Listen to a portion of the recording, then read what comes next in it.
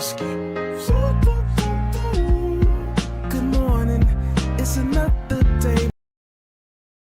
But the sunshine turns to moonlight, life goes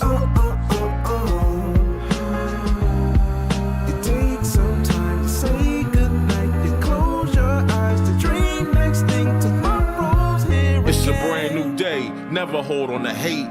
Cause you was placed here to be great. Please take your place. All queens got a seat at my table. Cause without y'all, then the man ain't able. Melanated queen, connected to the universe. And so I gotta thank my mom for my birth.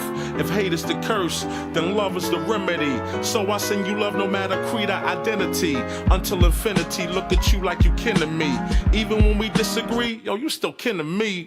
In other words, I can't bring you no trouble, can't bring you no beef, don't wanna see you deceased. Now if I'm coming at you, I'm coming with a business plan. Cause every day I'm on some, yo, let's get this money, man. Yeah, and that's my real plans. I rest my head at night, I wake up, I got another plan. Good morning, it's another day, my friend. But soon the sunshine turns to moonlight, life goes It takes some time to say goodnight. You close your eyes to dream next thing tomorrow's here again. It's a lot of high rappers tell me why we don't get money together, but we'll kill each other over whatever. Running down the freeway, we gonna own down. If Black Lives Matter, why we gonna own down? That's why they laugh and they think that we clowns. They hear what we say, but see how we get down. We gotta change that now, right now to be exact. Cause hurting that man's moms is not where it's at now. Old school, new school need to learn, yo. They put us in groups so they can make more dough. The young versus the old versus the young. Black versus white, you see the pattern, right? No unity, keep them all on some gutter-ish. This way they don't prosper and get rich. Yo, can't you see it's a trick? Just open your third eye and you'll see the full view of it. Now yo, what if the powers that be know that the real power lies within the people? That's us. And what if they using things like crayon colors, black and white, to separate the people? Hey, yo, you gotta wake up. Don't let them fool y'all. Spread love. Good morning, it's another day, my friend. But soon the sunshine turns to moonlight, life goes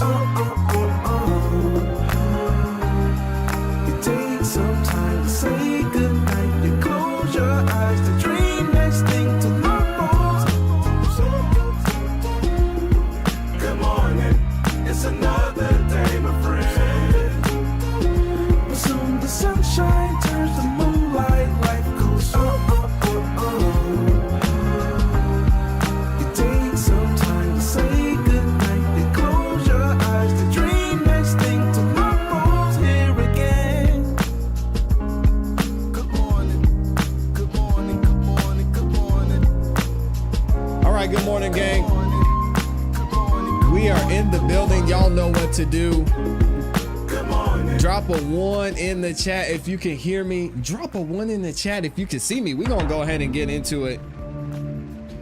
As you all know, we are on delay, gang. Court is already in session. We're gonna get right into it. Okay, it looks like we got a couple of 1s in the chat. Let me see how we looking on the screen though. Ooh, yeah. There we go. All crispy and clean on the screen. Welcome y'all. Welcome back to another YouTube live stream and another episode of the Music Morning Show. I'm your host, ClassE Beats of ClassEbeats.com. And we're going to get right into it. We're actually going to get to start the day with a witness. Oh, man. It's a beautiful thing because yesterday was absolutely brutal. I'm not going to lie. I was up here trying to keep it together, be strong for the community, but I about lost it yesterday. I was this close to falling asleep. But either way, we made it through and we're back in here another day. Happy Wednesday to y'all. Let me know how you're doing in the chat. I'm gonna say what's up to the people. As y'all know, the amazing, awesome Amy is in the building already, reminding you to like the video on your way in. Shout out to Amy. We've got Landon's in here. Focus is in the building. Shout out to Focus on you. We got Adam, the NYC engineer. Deborah's in here. Ashley, Tara, JB is in the building. My dog, Mr. Spiffy's up in here. True Washington, Jay Buckmaster. Yellow Bug is in here. Diana is in the building. We've got Davin, A Fritz, Daryl is in here. Sheila's in the building. Justin's up in here too saying good morning. Valencia's in the building. We got Detroit's finest up in here. S. Dot, what up though? Is in the building. She's already mad at Judge Whitaker. Dang. What did she do? My guy Mark is in the building too. He said, ClassE, recently I don't like weekends. A day without ClassE and crew is a day without sunshine. Shout out to Mark. I appreciate you, Mark. And it's tough on the weekends for me too. I'm not gonna lie. I enjoy being here with y'all, interacting with the chat, going over some of this great coverage, making fun of Miss Love and what did Rice Street call DeWilliams yesterday? Attorney Helium. Oh my gosh. Walter Waller's in here. We got Satin. Them eyes are deadly. You know what it is. Shout out to you. We've got D-Lo is in the building. Robin, Shanita. Good to see all of y'all in here. Philippa's back in the building. We've got Deanna in here as well. All right, y'all. We're going to go ahead and get right into it. Court is already in session, but you know, we're on delay game because we are all gas, no breaks. This is going to be a shorter live stream today, so I'll let y'all know as soon as we get close to taking a break. But do me one favor on your way in. Make sure you like the video. Not only is it free, not only does it help the channel continue to grow, but it lets the YouTube algorithm know you guys are enjoying the show and it shares it with more people. So I appreciate it. And thank you to everyone who's liked the video so far. Here we go. And it looks like we're in one ear again. Oh, we got Sean in the building. You know what time it is. This is just about scheduling. CEB gang in here. What's up, El Papacito? Buenos Well, it had dias. been the understanding, I think, of the sheriff's office that y'all weren't going to use that witness at all. So, I mean, I don't know. Yeah, we had an issue come up, Judge. We can address. Okay. Do y'all want to approach? Sure. Oh, we got an issue to start the day off already?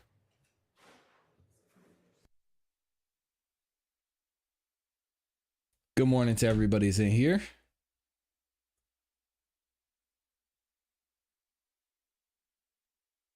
And let's go ahead and skip ahead then, I guess. Starting the day off the right way, of course.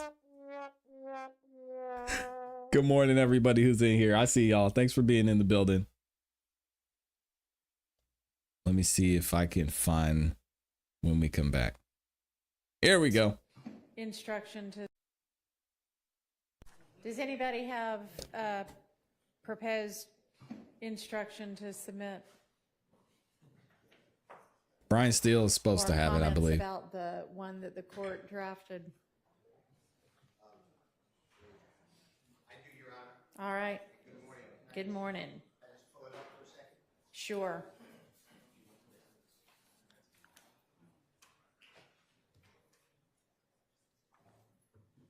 Did they find the witness from yesterday? That's a good question. We had somebody who was in custody get lost. I don't know how that works.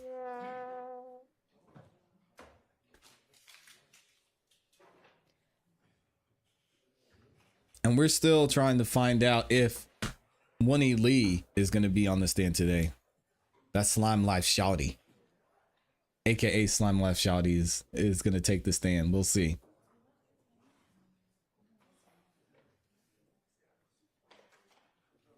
Shout out to Yak Gotti. He's got a new lawyer in there every day.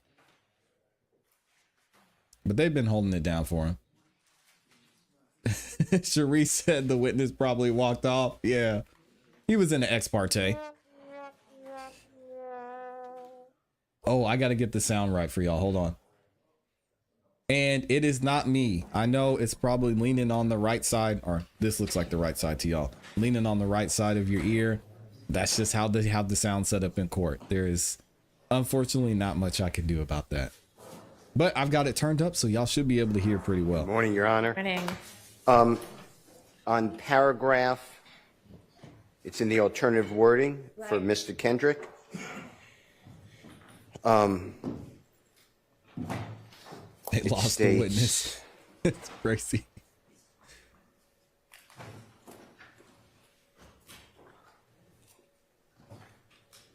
Hold on, I've lost my place.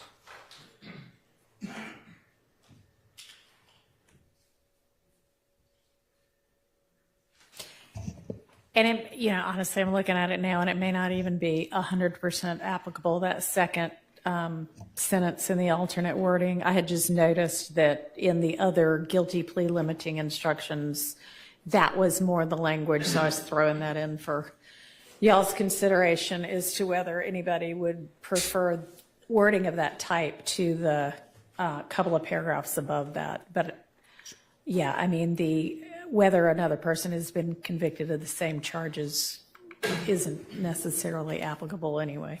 So, and my concern is that the Honorable Court's not addressing, yes, I understand that something could be used against, I'm just using his name, but Mr. Kendrick, not against the others, but, Right. but then it says that you can use the other evidence, and there's no instruction that's only if a jury finds beyond a reasonable doubt that one or more of the persons entered into a willfully and knowingly, and Right, but we're talking about overt acts. I mean, they're going to have to, that's another step or portion of what they're going to have to decide. And obviously, they're going to get full instructions at the end of the trial. So I'm not going to get into, here's how you're going to consider all of these different parts of the RICO count, you know? I do understand, but as a listener, I guess, for a juror, they don't even get to decide the acts unless they first find it. They could do it any order they want, I guess, but they first find that there Shout out was a to willful Brian and for knowing always thinking of joinder of the jury. conspiracy. Sure, that's a part of what they're going to have to find as to each defendant before they can convict anybody. And I'd like that language in any instruction, because otherwise, you know, let's assume that this trial ends, the state rests in December. That's approximately a month and a half. In December? Maybe 2 months from right now. Meanwhile, the jurors are being conditioned, in my words, from the Honorable Court's instruction, that, hey, yeah, we can use evidence against everybody except certain evidence, so I'm going to realize that this is against everybody before there's been no instruction, to my knowledge, in this entire case, that they have to first find that there's a conspiracy, that a person joined the conspiracy. So, They're not supposed to be deliberating until the end of this case, the close of all the evidence, all of the jury instructions. So there isn't a danger of that. okay, well, that's my... And I saw something earlier this morning. I haven't verified it yet. It seems like there has been over 25 curative instructions to the jury. Sheesh. Can y'all imagine being on this jury? problem. All right. Because Well, I'm out. not going to give them a full kind of mid-trial mini instruction on how to consider RICO. They're not supposed to be doing that yet. Okay, I'm not trying to say a full instruction, but just a line, maybe. I put it in. I mean, I can say, you know, I'll give you further instructions later on how to consider all of this. and whether a conspiracy even exists or a person joined a conspiracy. That's what It I'd might be like. too- it might be too late I by do then. find, and that, yes, I understand that they'll be instructed later, but I do find that it is, jurors should have some context of this instruction. This instruction standing alone seems like it's already, that there's a suggestion. I'm not saying the court's doing it on purpose, by the way, but there's a suggestion that other evidence can be used against everybody. Well, that crazy, may man. not be true. I'm only saying it as to if the state presents evidence aside from the guilty plea as to overt acts 56 through 59, and then aside from Mr. Ryan's trial conviction as to overt acts 79 through 81, which, I mean, they're certainly doing that for the murder of Jamari Holmes. They're doing it right now. So if I guess I don't believe that it is broader than what this is saying, which is specifically as to those enumerated overt acts. Now, I would like something, if you, ladies and gentlemen, find based upon my instructions that will come at the end of the case or at appropriate time, that one or more of the people on trial knowingly and willfully joined a conspiracy, then go into something about then you may not use the guilty plea or verdict, whichever. All right, well, I against anyone appreciate else. that, but I don't think that's necessary, Okay. and I don't think that this misleads them into thinking anything at all Okay. wrong, really. Okay. And So, I still believe Yeah, I wanna see my some original that the coverage of evidence should Judge come in at all, Whitaker 'cause as an attorney. I'm I bet that was fun struggling to with the watch. instruction. So, all right. I well, would pay think to see that.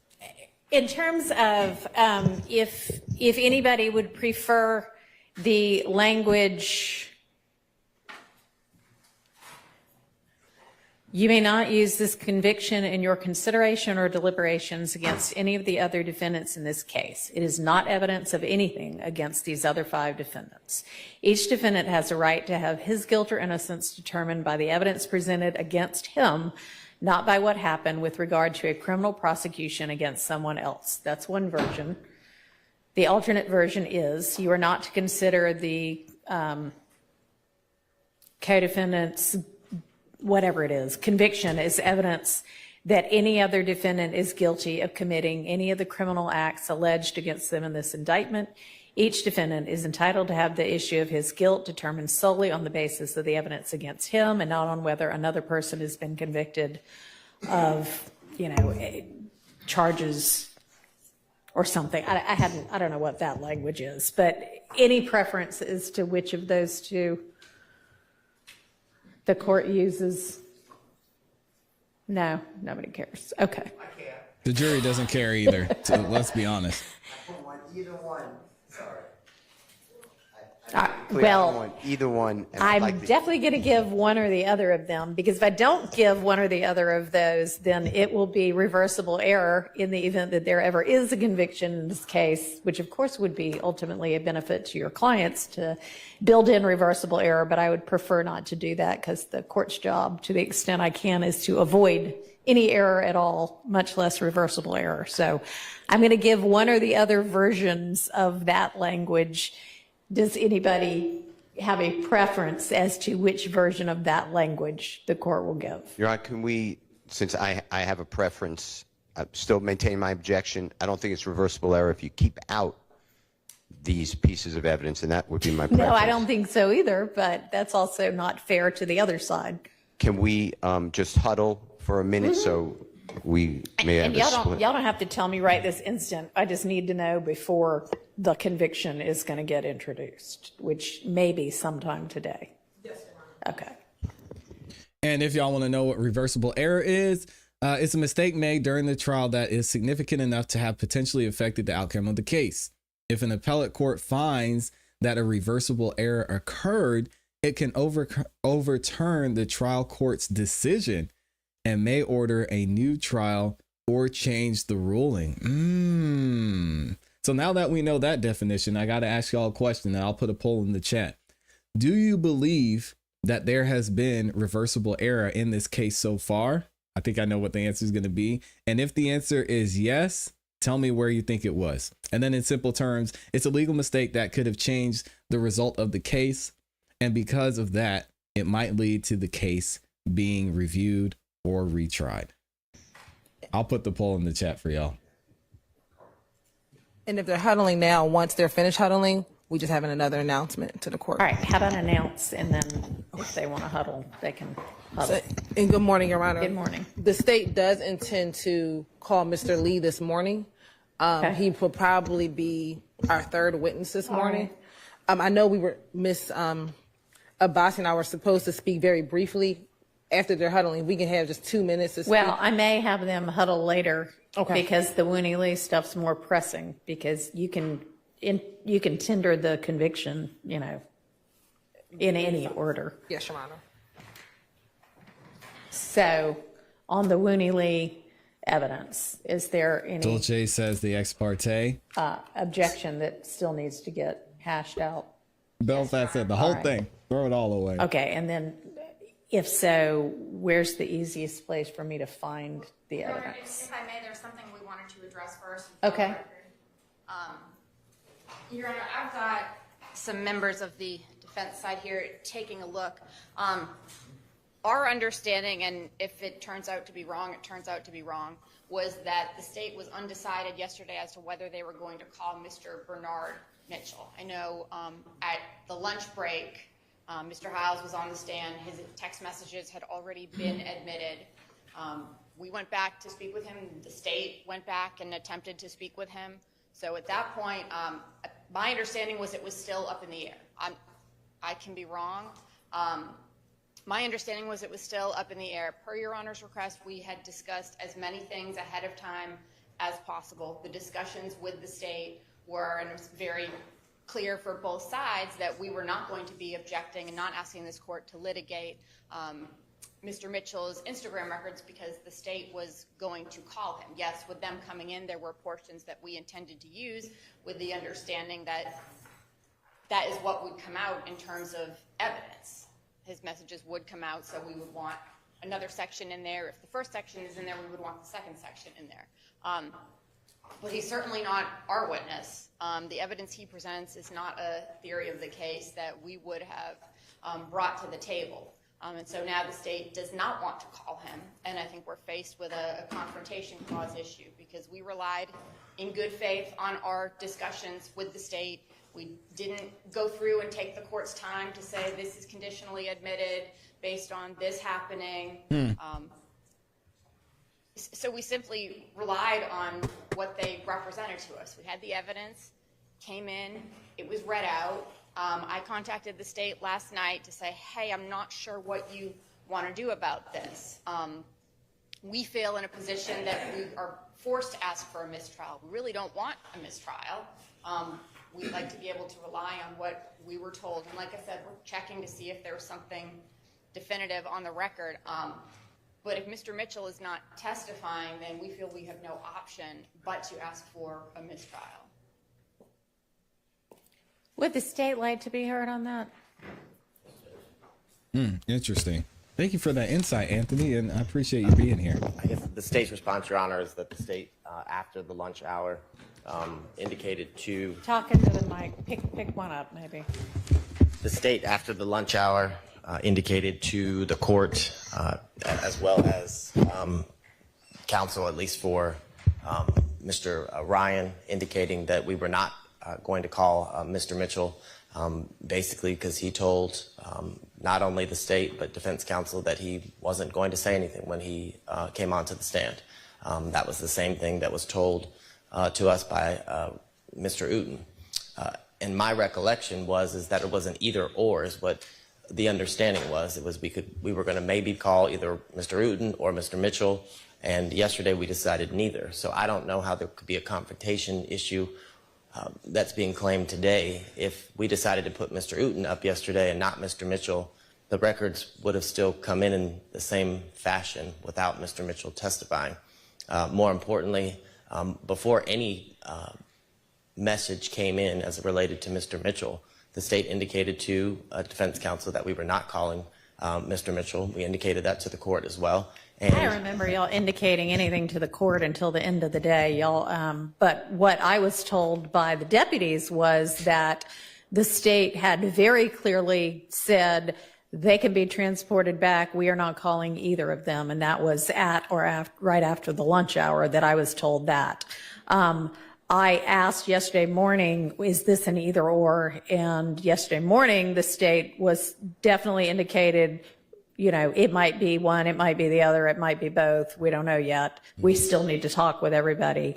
And then we just went on with the trial, and they didn't, you know, after lunch, they went back because y'all had made that determination, and you certainly communicated that to the deputies with regard to transport. And you are making the representation that you also let the defense know that? Did y'all disagree that the state let y'all know they didn't intend to call either witness? Excuse me. At the very end of the day, I had inquired to the court, said, you know, discuss what's going to be the order tomorrow, and I said, well, Mr. Mitchell, Mr. Uten, checking Mr. Kokomo took a look, and before lunch, what was represented to the court said, you know, who are we going to get to? And they said, we may not get to him today. So That was before lunch. that was before lunch, and then we came back in, and everything was published. And everybody not everybody, but counsel for Mr. Ryan and counsel for the state spoke with, I guess, Uten and Mitchell over the lunch break. We went back. He didn't want to speak with us. That's fine. We went separately from the state. Right. We didn't discuss anything with the state about who would or wouldn't be called at the lunch. And I don't believe before we started in the afternoon. That's not my memory. The announcement before lunch was we may not reach him today. They spoke with him. Also, I guess they Obviously, found at the him. end of the day, I still thought they would be called. My recollection is after lunch, I was sitting there. Ms. Abbasi said, so you're not calling Mitchell? And I said, no, we are not calling Mitchell. That's my recollection.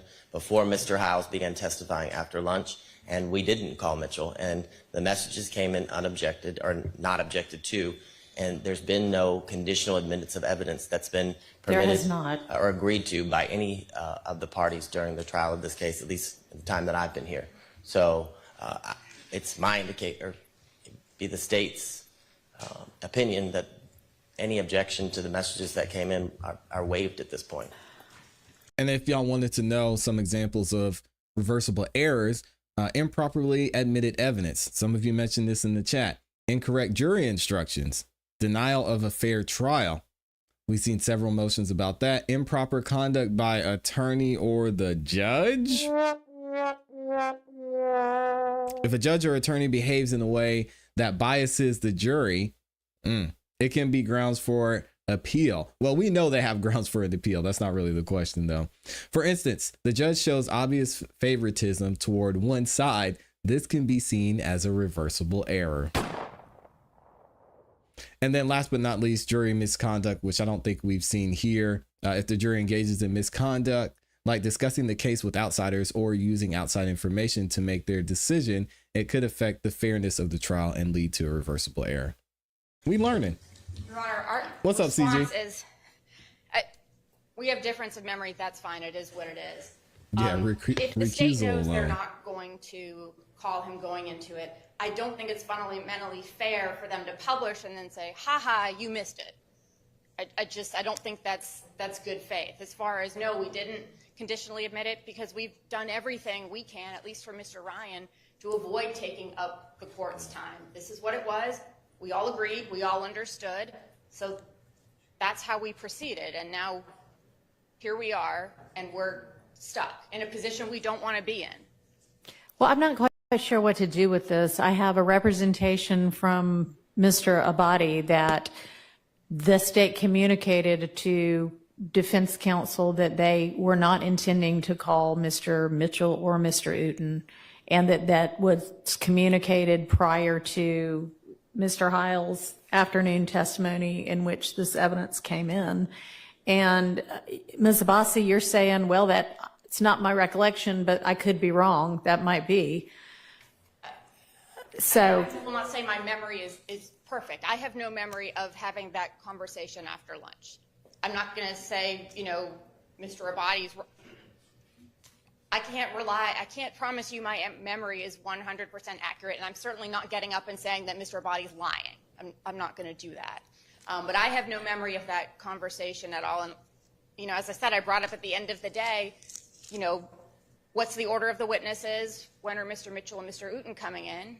I don't remember that. I had brought it up when we were asking about witnesses because I didn't know if the sheriff needed to bring them over. Can we just get the That's what was transcripts then? coming up. Are you saying that you on the record asked when Mitchell and no, you didn't? That was at the very end of the day. We were just Amongst counsel?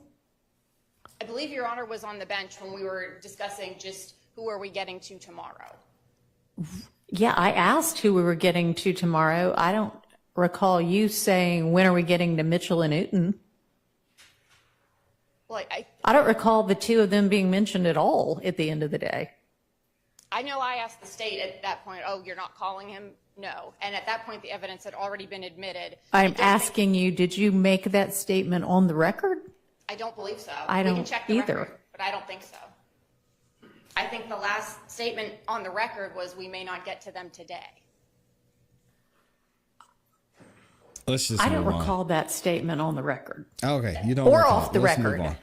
This is She's all a pulling a little surprise to me this morning that now there's some debate about it, because everything I knew post-lunch yesterday, although through the sheriff's office, not through the state or the defense, was that a decision had been made and communicated that neither of them was going to be called. And Brady, yep. You I mentioned mean, evidence. You're right. Can't really do much else with the, I don't see a basis for a mistrial. Will you ever, though, So Judge we need to Whitaker? deal with Wunnie Lee's evidence. And I don't y'all are think just Judge going to have Whitaker to will ever rule communicate mistrial. or put more things on the record or something if you want to avoid misunderstandings in the future. That's fine. We'll litigate everything forward. And even if we do, Judge Whitaker, you're still going to deny. Could be right there in front of your face, and she's not going to grant a mistrial. Let's be real. Or just put I on think the that's record your motion understanding. number Yes, Your Honor. So if the 47, understanding was 48? these will come in if Mitchell testifies, just say, we talked about all of this and we don't have any issue as to, X, Y, and Z. And these things we've agreed are going to come in if Mitchell testifies. And then there'll be a record of it and everybody will know what they're dealing with. I mean, I guess the state can make the suggestion. I mean, we can call him and the state will have no questions for him, and then defense counsel can cross him if that will solve the issue. But I mean, at this point, he might have yet again been sent back, even though my staff was making Herculean efforts this morning to try to get him over because somebody wanted him. At the bench, y'all said, nope, that's fine. We don't need him. And by y'all, I mean you, Miss Abbasi, said, that's fine. We don't need him. If y'all aren't calling him, fine. So we just communicated to the sheriff's office, they don't need him. I don't know where he is at this point. Okay. And Your Honor, Mr. Kokomo checked at the end of the day. I did inquire for the court, who do we need tomorrow, and gestured over to the door. And then that's when Ms. Love said, we've talked about it and we're not calling him. It's on All the right, record. well then, that's even more of a record against your recollection.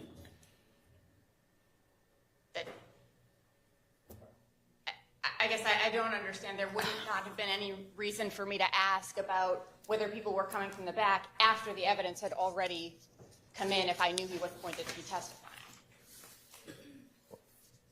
So you're saying you pointed towards the holding cell doors. Right, asking about witnesses for tomorrow. Let it go. Can we move on, please? All right, well, that is no record upon which to grant a mistrial. Yeah, we gotta let this So one go. let's get to the Wunnie Lee evidence.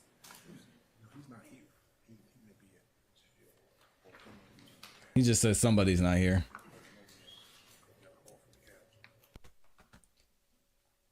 I mean, what do y'all think Judge Whitaker is blatantly trying to not understand what Attorney Abbasi is saying?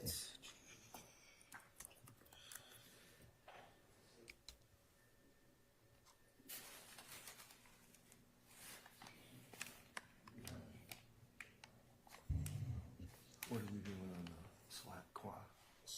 Mike's still on.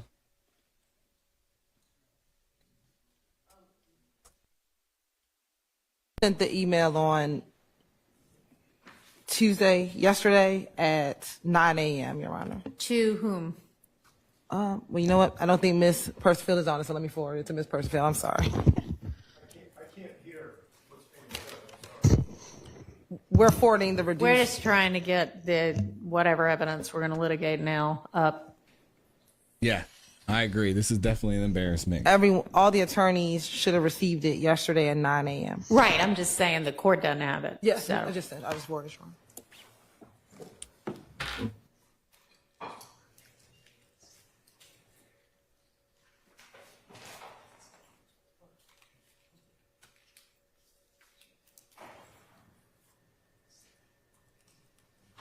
Good morning, everyone.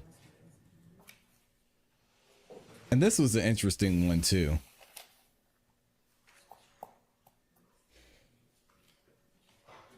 Improperly admitted evidence as an instance of reversible error. If the trial judge allows evidence that should have been excluded, like Can hearsay counsel approach or evidence obtained illegally, For a minute, please. it can unfairly influence the jury. This could be considered a reversible error if it affects the outcome. Well, Judge Whitaker's about to rip him a new one.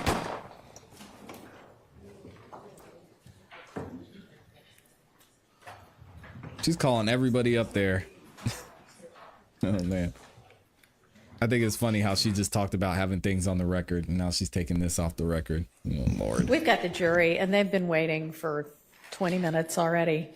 And I just think it's not considerate of any of us to litigate things that they can't hear and just make them sit around. So we'll just do y'all have to take somebody out of order, you have to take somebody out of order, but I'm not going to have them wait anymore.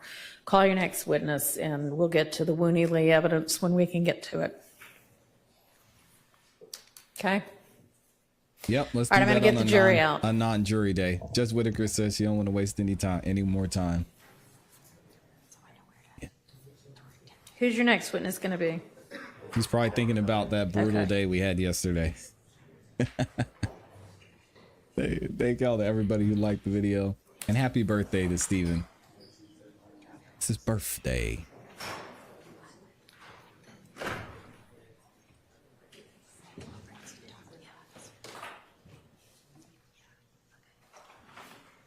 They got all the mics on.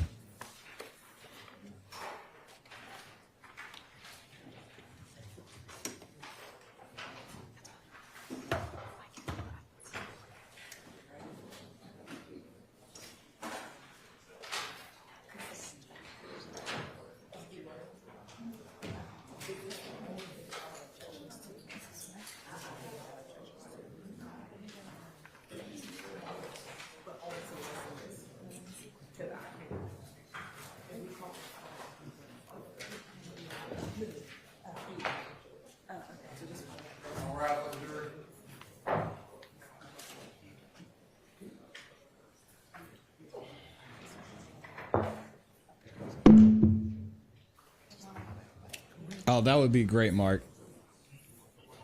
I would do it, man. I'd take one from the team and get held in contempt as a juror and just stand up and be like, Doug's innocent. Jeez. Boy, oh boy. I mean, you can make your bail just by doing interviews after that one moment. Charge people a couple, I don't know, 10,000 grand for an interview. Hey, what were you thinking when you did that? I was just pissed. I was just so upset. I had to stand up and say something. I couldn't take it anymore. Good Morning America. Thank you. Breakfast Club. Adam 22. Go ahead. That's 30 grand right there. That's easy bail. Easy bail money.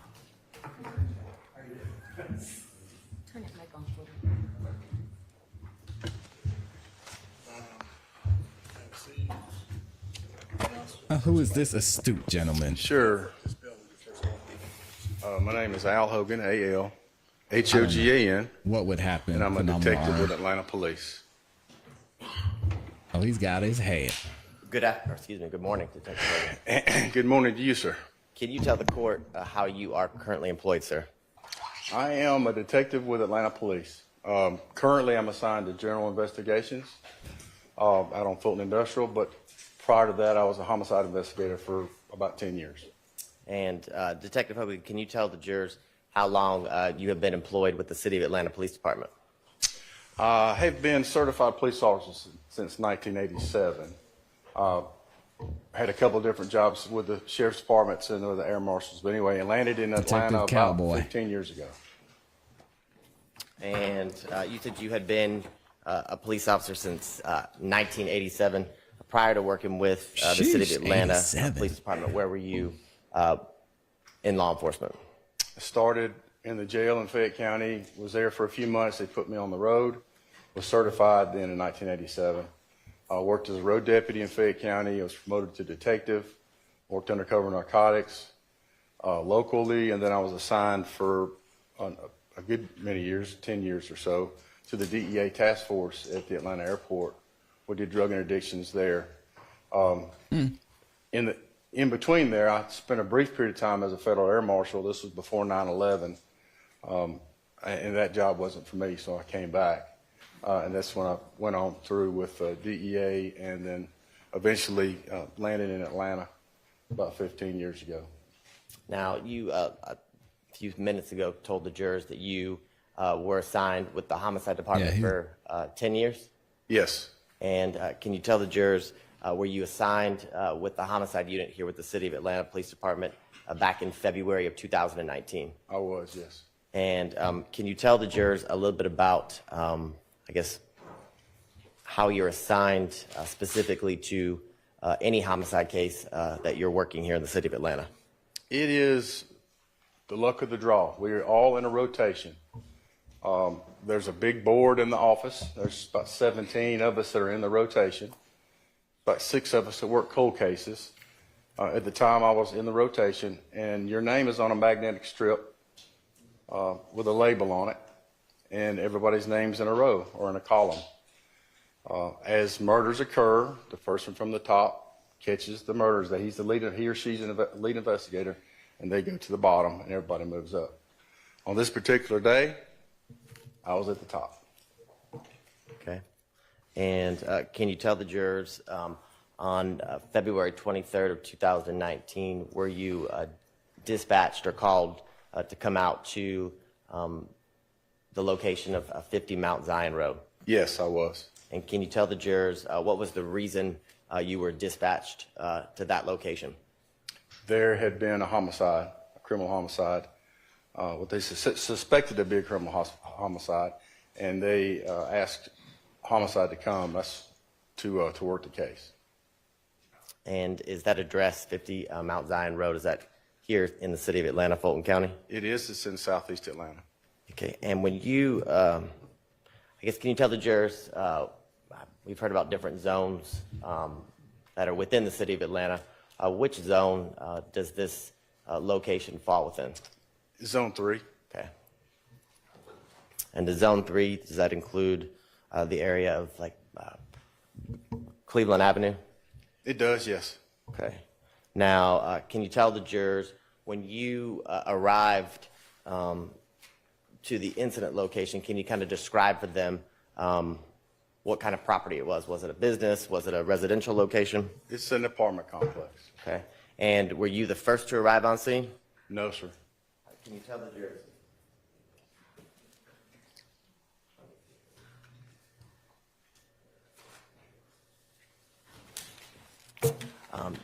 Now, with not being the first to arrive and being, I guess, assigned as the lead detective because you're number 1 in the rotation, can you tell the jurors a little bit about the first things that you do when you interact with other first responders who arrive before you, other officers and detectives? Sure. So they, just by the act of being there and doing their job, they've gathered some information that may be interesting to me or help me with my investigation. So of course, I get there, observe how things are laid out. They have delineated the crime scene and what they think the crime scene is, so they mark that out with yellow tape, trying to make that a pretty big area. This particular one was a fairly big crime scene. So I could see that when I pull in, and then I speak with the 2 officers that are watching the crime scene log. I speak with the general investigator who has started the crime scene drawing. I talk with the ID technicians that are there and I assist them and make sure that any evidence that I see on the scene that I'm interested in or like for them to gather or document, I make sure they do that. And I just try to glean as much information from what they have from them so I can help me further my investigation. Now, after speaking with other members of law enforcement who were on scene before you. Can you kind of describe, I guess, the layout? You said that this was an apartment complex or a residential complex. A little bit about the layout of the complex as you first observed it when you arrived. Yeah, it's a large complex in 2 phases.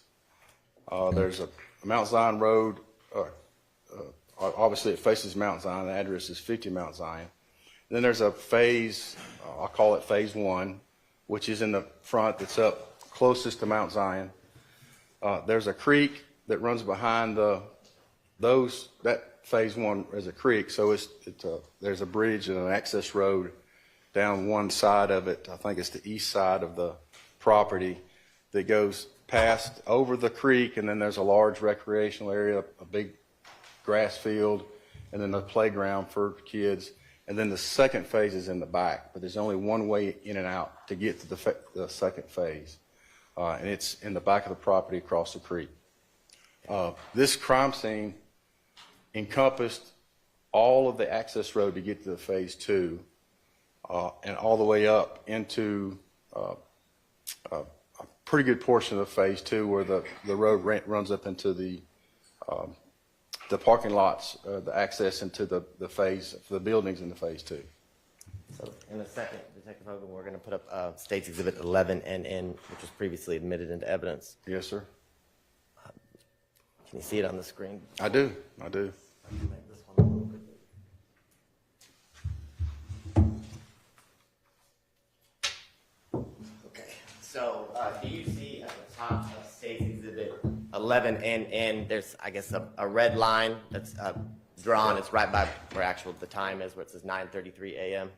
Right. Morning, Catholic Papa. Yes. Can you tell the jurors, is that building that you can kind of barely see at the top of State's Exhibit 11NN, is that the first phase or the first building of the complex? That's correct, yes. And then do you see in the middle of State's Exhibit 11NN, it looks like something, looks like a brown kind of, something that's separating the grass in the middle of State's Exhibit 11NN? Right here. So, in the middle of State's Exhibit 11NN, you see trees, and there's this. Oh, that's the creek. Okay. There's the bridge. He said, "Oh yeah, that's the creek." The area you described, I guess, where the playground and things, the recreation area. It's under here, under the trees, back over here in this area. Okay, so it's towards the, I guess, the left side, kind of middle of State's Exhibit 11NN. That's correct, yes, sir. Okay, now you described to the jurors briefly about the second phase or the second half of the apartment complex. Do you see that phase in a State's Exhibit 11NN? I do. It's this phase here. Okay. And can you tell the jurors what areas in State's Exhibit 11NN, if you can see it, were pertinent to your investigation in relation to the crime scene? Immediately when I pulled up, I parked in the parking lot up here. If you can imagine, the phase goes up Mount Zion Road would be up here. I parked my car. JB said, outside the "Ooh, crime color scene pictures." And walked in. I checked in with the crime scene technician. It's exciting. I could see that there was a blue car resting against the fence, and I think there was a big rock there it ran into right here, where there was some stuff on the ground and stuff on the car. And as I walked up, of course, that's going to be pretty interesting. It's not supposed to be there. So as I walked up, I saw that it was part of the crime scene. There was blood in the passenger seat. There were bullet holes in the car. There were shell casings on top of the car. Items of clothing were on the ground and on top of the car. And then as I walked further past, I could see there were some tire tracks that were through the grass here, beside the building here, as well as more shell casings that were kind of scattered out in this area over here. And then they had crime scene tape stretched out across here and across there to deny any access into the crime scene.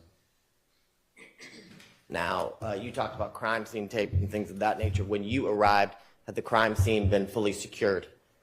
Yes. Okay, can you tell the jurors a little bit about how that's done and why that's done? Yeah, well, we're trying to preserve evidence.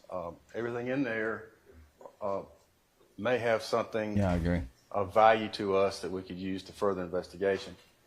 So obviously, we don't want anybody to tamper that either on purpose or by accident.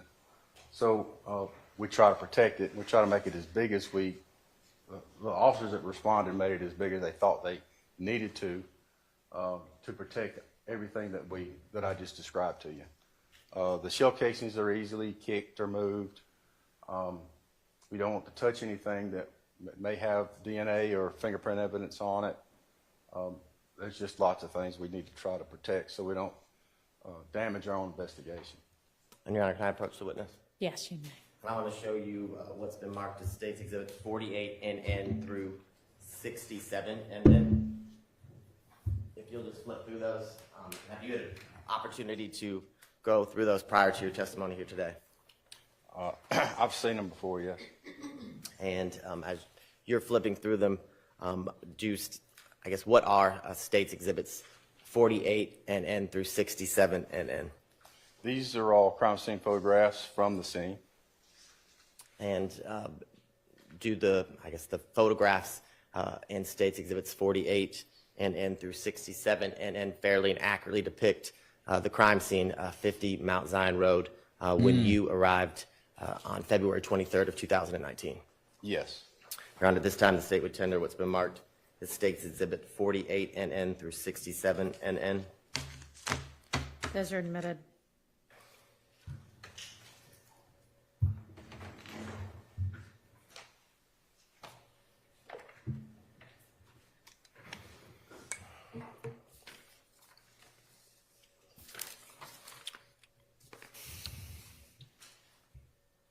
Now, you talked about the area of, I guess, where you said it was a blue vehicle. Yes. And in your investigations, did you determine what type of vehicle it was? I do. It was let me look at my notes here for the year model, but it was a Dodge Charger. Just looking at your report. Yes. Help refresh your recollection? Say again? Is reviewing your report, will that assist you in the refreshing? Yes, I'm just trying to get a 2014 Dodge Charger. Okay. And can you tell the jurors, when you arrived and began to investigate and look around the Dodge Charger, was it occupied? Was there anybody in it? No, sir. Okay. Can you tell the jurors, you talked about the tire marks that you had seen. Can you describe the condition of the vehicle as you began to investigate and process the vehicle? Well, we had run the tag, or somebody run the tag, and it came back stolen out of Cobb County. It did have some defects in it. It had several, which appeared to be bullet holes to me, from my experience. And there were 12 of them total. Again, there was a large amount of blood in the passenger seat, front passenger seat, and some clothing. A baseball hat was on top of the car. There was a projectile that fell out of the hat when we picked it up. And then there was, other items inside the car that were gathered and documented. Okay, interesting. Ms. Knight is going to put up State's Exhibit 15 NN, which has been previously admitted into evidence. Actually,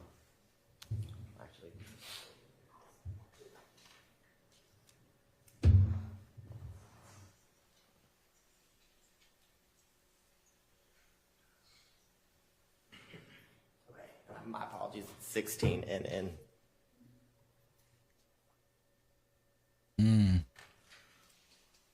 Yep, I agree. And in 16 NN, Detective Hogan, can you kind of point out for the jurors the areas in which you just described as defects? I think you said 12 in the Dodge Charger. Yep. You can look pretty close. You can see whatever's kind of out of place. In this particular image, my memory serves right. This white is a defect. You can see the different whites. They stand out pretty readily. And you can see why I'm assuming they're bullet holes. But in that particular picture, I see four defects. Okay. you said that around the car was there, I guess, ballistic evidence also located, I guess, on the car and surrounding it. Yes, there were shell casings. Off the top of my head, I don't remember how many, but there was 2 or 3 on top of the car. I think maybe that's what that is. But there were up here were spent shell casings. They'd been fired and ejected out of the car, out of the gun and landed on top of the car. And can you? Objection, Your Honor, that's speculation. Sustained. Well, you said they were spent shell casings. How did you know that they were spent? They didn't have a bullet in them anymore. Okay. Now, can you tell the jurors, as you're kind of walking around and observing and processing the scene, are you being assisted by members of the Atlanta Police Department's crime scene tech unit? Yes, and they were there before me, and they had started working the crime scene, so they were really very familiar. They showed me a lot of stuff, and then I just went in behind them and made sure that everything they showed me I was interested in, and make sure that everything that I saw they didn't know about, and make sure they knew about it to gather it. Okay.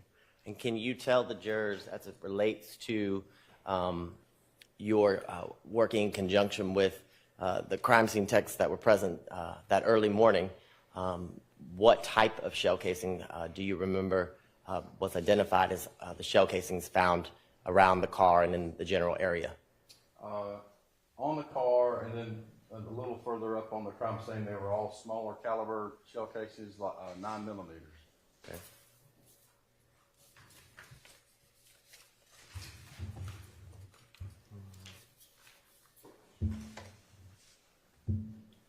Later on, we did find some 7.62 as well, some larger caliber.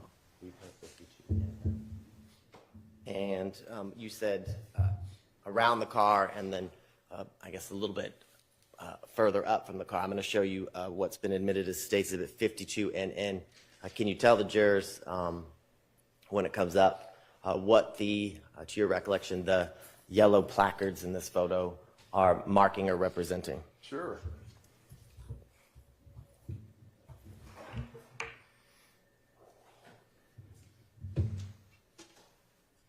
You can barely see them on this one, but there's a little yellow square. We can't see. Another one up around the corner. Those are placards. They have numbers on them. Come on, cameraman, you letting us down today. They document stuff. They document right where it says. So they put the placards up next to or adjacent to the pieces of evidence, and then take pictures and document where they found it. Later on, after they do that, then they'll gather the evidence, and it will be delineated on their report by that number, or whatever number it was nearest to the piece of evidence. But this, if you can imagine, if you were in this picture, if you turned around directly 180 degrees, that's the access road that goes out to the front of the property, and then the blue car is down right behind you. Now, if you are looking at the right side of State's Exhibit 52NN, and it looks like a raindrop that reflected off from the photo, but you see where there's a vehicle or a red car kind of in the middle right-hand side of State's Exhibit 52NN? Yes. Can you tell the jurors, if you continue to go straight down the access road and take a right where that red vehicle is, can you tell them where would that take you? That takes you into the parking lot in between 2 of the buildings in the complex. Okay. And is that the buildings that I guess would be the front buildings, the first one we saw that was closest to Mount Zion Road, or the back set of buildings? That's right. Yeah, I guess we'll get into what That's happened what? at the crime scene, Back because I'm set. still Okay. kind of trying to figure that out. Now, you referenced or talked to the jurors a little bit about the fact that there were additional shell casings that were found in a different area in relation to the vehicle. That's correct. Can you kind of describe to the jurors, I'm going to show you what's been previously admitted into evidence as State's Exhibit 10NN.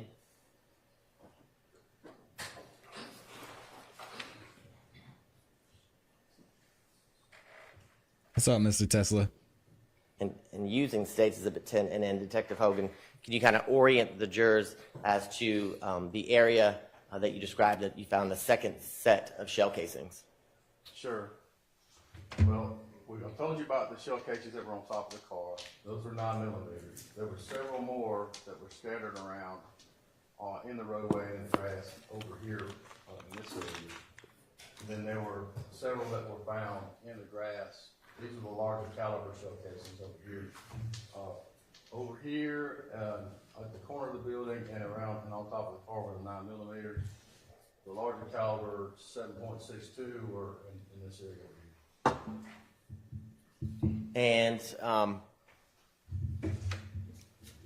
if you can recall, in that area that you just kind of described and oriented the jurors to, where the second set of shell casings you found, how many did you find?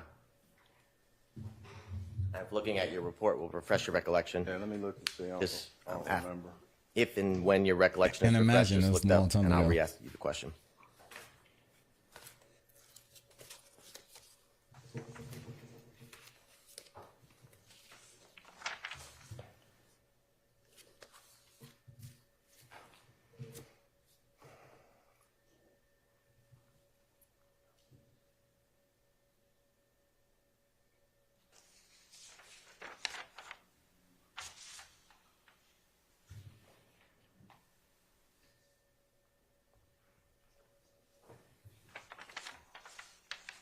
Take your time, brother.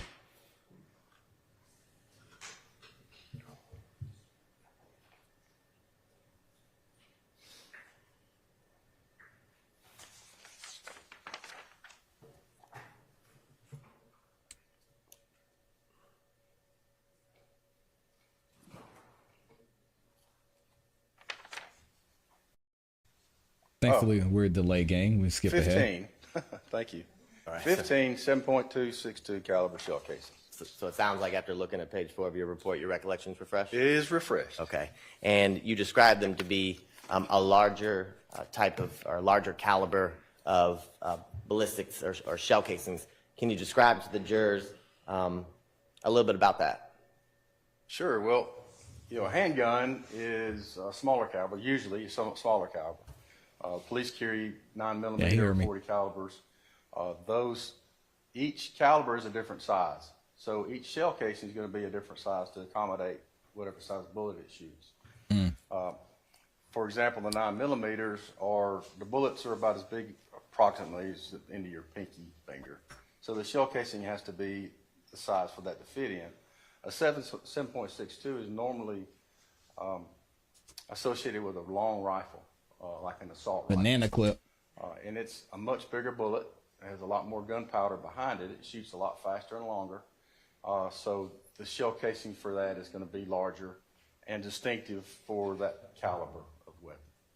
And based on your investigation, is it, or based on what you saw and observed, were, I guess, all of the shell casings that you saw was larger, the 7.62, kind of grouped in one area? Yes, And they were all then found in one area. The shell casings that you described earlier, a few minutes ago, that you said were smaller caliber, or 9mm. Jesus. Were those all kind of grouped within, one small area, separate and distinct from the 7.62? The majority of the shell casings, the 9mm were discovered here. The only exception to those would be the ones that were found on top of the vehicle where it was abandoned. Now, can you tell the jurors, do you see the red line that kind of travels throughout State Exhibit 10NN? The long one? Yes. Yes. Can you tell the jurors, based on Hey, Fitz be out there the chopping down trees investigation with a at handgun. that point, the shell casings that you had found in different areas and the tire marks that you described, why, I guess, that red line is there and what it represents? For me, that was, I created this. So, I know it's pretty rudimentary, but I'm not a computer guy. Come on, cameraman. You just, the little red dots it's not accurate, but it just indicates where the shell casings were found. This was a line based on my investigation of where the victim said they had parked. And this is the access that they took trying to get out when the shooting broke out. So there was a shooter that came out here when it started shooting. They drove out. Another shooter down here drove past, walked, well, you can see the tire tracks in the grass. Drove off the road, back on the road. The car was not functioning, so they rolled to a stop here and then exited. It's just a line to kind of show where I thought they went when the incident happened. And I'm going to show you what's been marked and tendered and admitted into evidence. It states that it's 59 NN. And in this photo, do you see kind of the grouping of the yellow placards that are seen within states of it 59 NN? Yeah, same procedure as what I described earlier. Where there is a shell casing, they put a placard, and next to it is a corresponding number that indicates that particular shell casing. This is coming out from the Rick Breezeway, and this is where they, all the different placards indicate the different shell casings that were found. And do you see kind of in the middle of State's Exhibit 59 and then towards the, I guess, the breezeway? Let's see. Your way. In this area right here? I agree, Fitz. Are those placards, are they also the larger caliber shell casings? Yeah, they were all the same shell casings. Okay. Caliber, yeah. And are photographs taken of each placard from, you know, a far away distance or a full range distance, mid range, and then close up? Yes. Okay. To your recollection, was that done in this case? I wasn't present, but I'm assuming they do it the same way every time. Okay. And for time and efficiency, is that what we see in State's Exhibit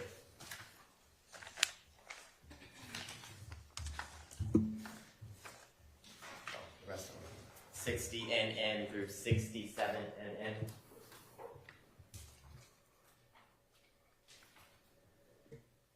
Yes. Okay. Now, after you completed kind of walking through the scene with members of the City of Atlanta's crime scene unit, while on scene, did you get information that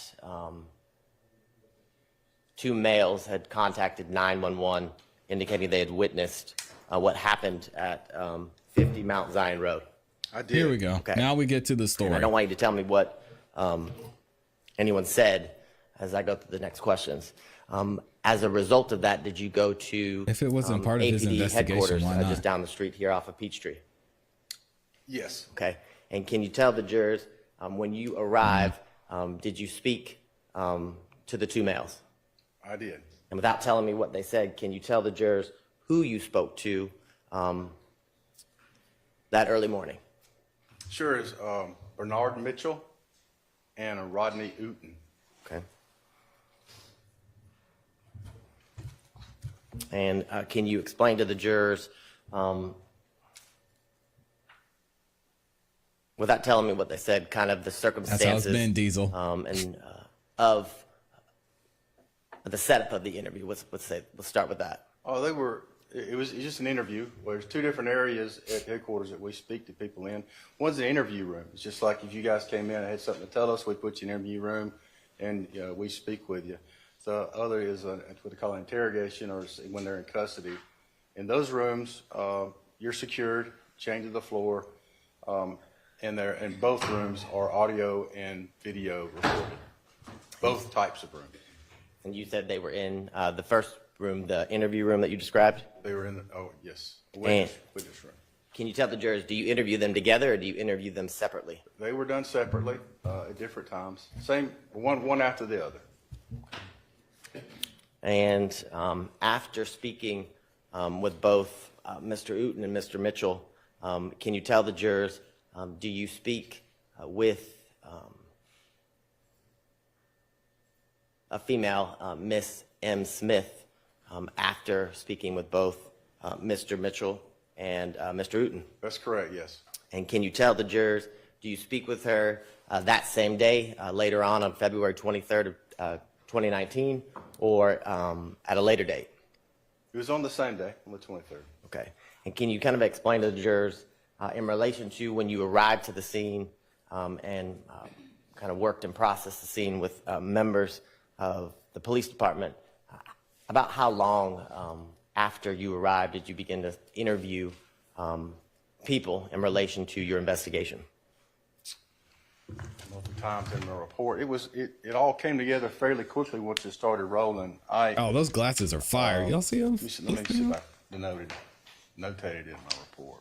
It's not that important. Just say about the time, sir. Specifically in the report where I need to be looking. Let me ask you generally this question based on your recollection. Was it a matter of hours that you began speaking with witnesses, for example, Mr. Uten and Mr. Mitchell? It was all in the morning time, yeah. It was like 6 in the morning when I got to the crime scene. It was well before lunch when I was talking to Mr. Mitchell and Mr. Uten. Okay. And when you spoke to Ms. Smith, can you tell the jurors kind of the setup or the arrangement for that interview? That was in the witness area.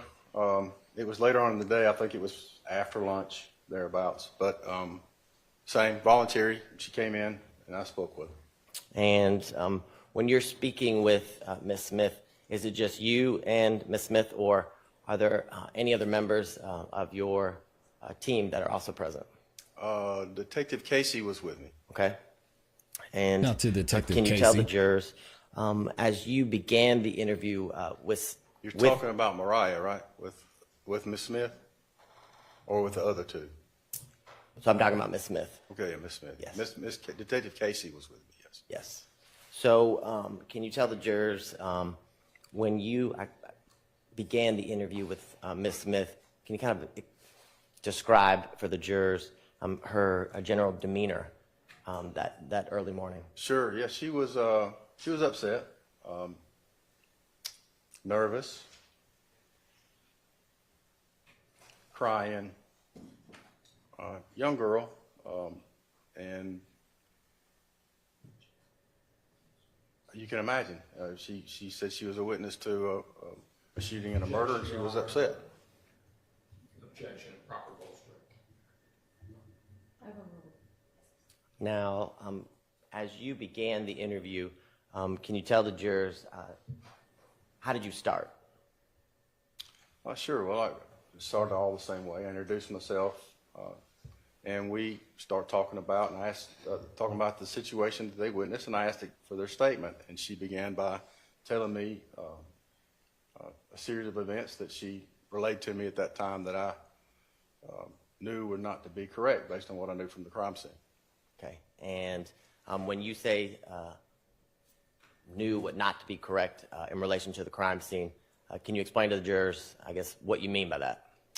Yeah, she was saying that this victim had been shot by one of his companions. The way she described it, it was not possible based on what I knew from the crime scene. So I brought how that does she to her describe attention. After some consoling and some speaking with her by me, she realized that she changed the story to what the truth was, which we knew that she was not telling the truth. Okay. And as you continued, I guess, to confront her with the physical evidence that you had located on the scene and through your investigation while on scene, did she provide you with names or nicknames of individuals she knew to be involved? Yes, she did. Okay. And do you recall, or can you tell the jurors the nicknames that she told you of the people she saw shooting that night? Yes. And if referring to your report would help refresh your recollection, by all means. One was Little Rod and Bolly. Okay. And can you tell the jurors, as she described what she saw, did she tell you, or tell the jurors what she told you about the firearms that she saw Little Rod and Bali having. Judge, Your Honor, I'm going to object that this is improper bolstering. She's already testified to this. This is impeachment, Your Honor. She testified she couldn't recall at times during her testimony as it related to the firearms, what they look like. I think I'm with the defense on this one.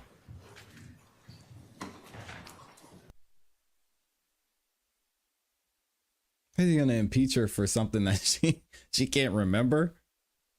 Come on now. Described, you've been describing. Let's see if she lets him have it. Lets him have that one.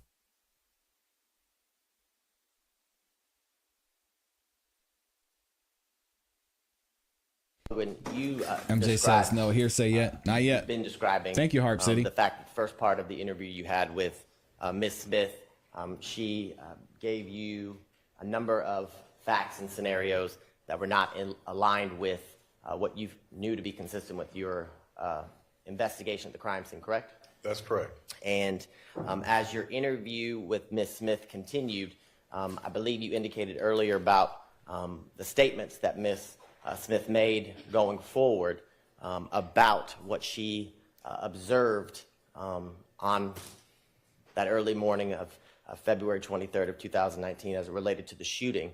The facts that she relayed to you after you confronted her with what you knew to be true about the physical evidence on the crime scene, the facts that she was giving you, did they become consistent with what you knew through your investigation at the crime scene? They did become consistent, yes. Okay. And as you continued to interview Miss Smith, did she continue to provide you statements as it related to what she saw and heard that were consistent with what you've described to this? Your Honor, leading the witness.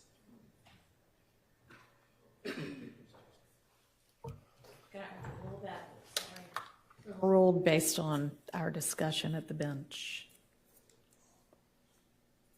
So let me see if I can remember what I was asking you. So as she continued to describe, Could have the court reporter things read that it. she saw and heard and observed on the crime scene that early morning when the shooting was occurring, were those statements consistent with what you knew that you found on the crime scene earlier during your investigation? Yes. Okay. Now, can you tell the jurors, we talked a little bit about, she was able to provide nicknames. Can you tell the jurors, without telling me what she told you, but was she able to provide you with Instagram handles or usernames for the two people she gave you nicknames for? Yes. Okay. And as a result, I guess in conjunction with that, was she actually able to pull them up and show you photographs as it related to the person she knew as Little Rod?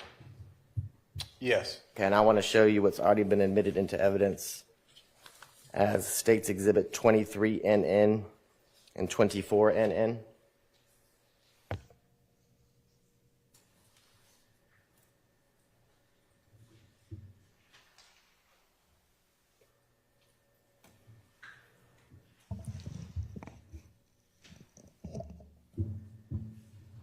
While she's pulling it up, I hear that, Kelly. I'll give you a physical copy so you can see it. Oh, yeah. And while Ms. Knight is pulling it up, if we can get the technology to work, are those the photographs that Ms. Smith was able to provide you in relation to the person she knew to be Little Rod? That's correct, yes. And can you tell the jurors, do you see her signature on those photographs? I do. Don't pull it up. And can you tell the jurors what date is her signature on those two photographs? The 24th of February of 19. Okay. And was Ms. Smith able to do the same thing as it relates to the person she knew to be Mr. Bali? I shouldn't make fun of him. Okay. Now, can you tell the jurors, after receiving this information from Ms. Smith as it related to who she saw shooting. Can you tell the jurors, were you able to determine the identity of the people she knew to be Bali and Little Rod? Yes. Okay, and who were those people? Little Rod's name is Rodelius Ryan Jr. Bali's name is Damon Blaylock. It's the Blaylock. Good morning, little chick. We're just talking about a crime scene right now. Nothing too crazy.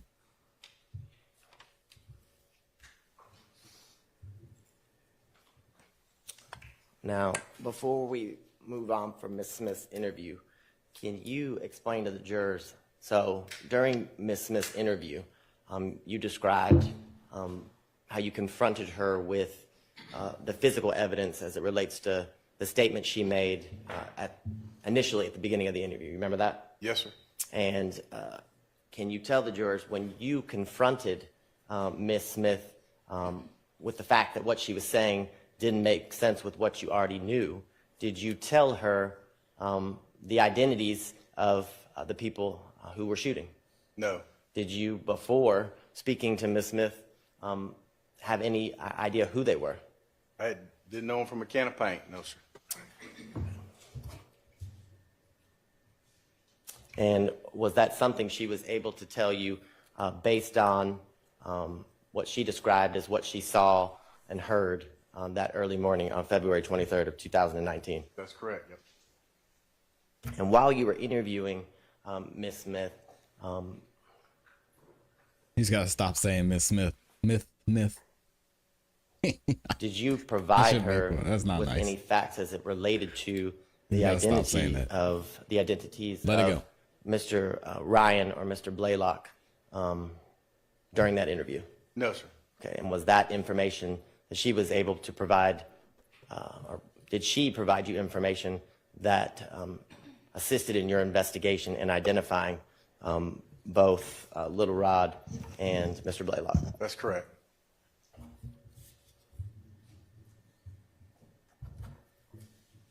Now, after speaking with Ms. Smith, can you tell the jurors, did you attempt to identify another female described to you during Ms. Smith's interview? Yes. And can you tell the jurors, who is that? Her nickname was Brazen.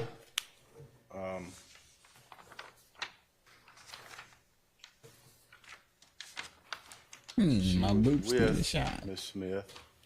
Shout out to Amy. Oh my gosh. Dang, Amy. Tyhara Hartfield. Oh, excuse me, that's her mom. Oh, yeah, Tyhara Hartfield. That's right. So it sounds like using your report refreshed your recollections? Yes. Okay. And in your identifying Miss Hartfield, can you tell the jurors, based on your investigation into Miss Hartfield, what her living situation was? She was a runaway, listed as a runaway at the time. That's And interesting. ultimately, before,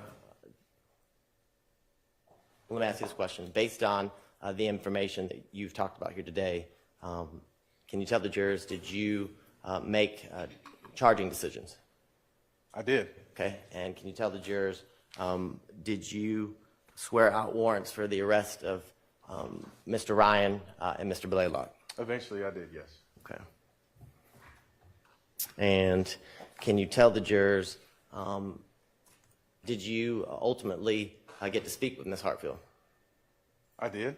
Okay. And without telling me what she said, did you, I guess, speak or interview her in a similar fashion that you've described as it relates to Mr. Mitchell, Mr. Uten, and Ms. Smith? Yes. Okay.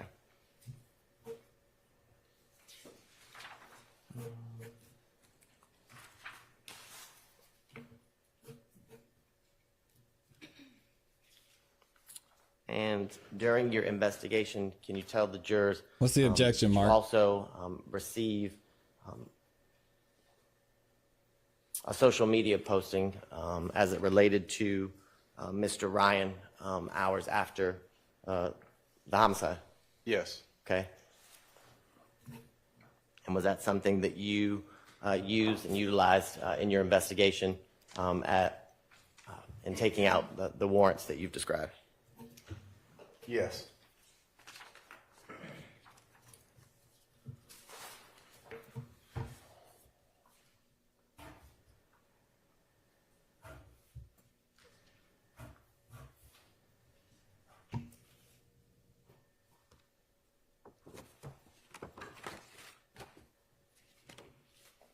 One moment.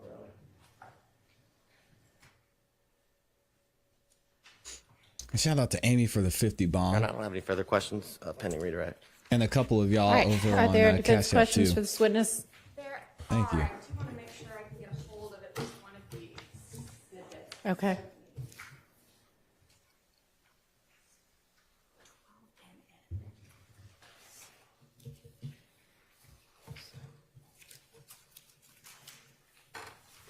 Dennis said, "Your Honor, can I get some more coffee?" It'd be like that. I cannot find it anywhere in my stack. That's fine. Can you grab it for me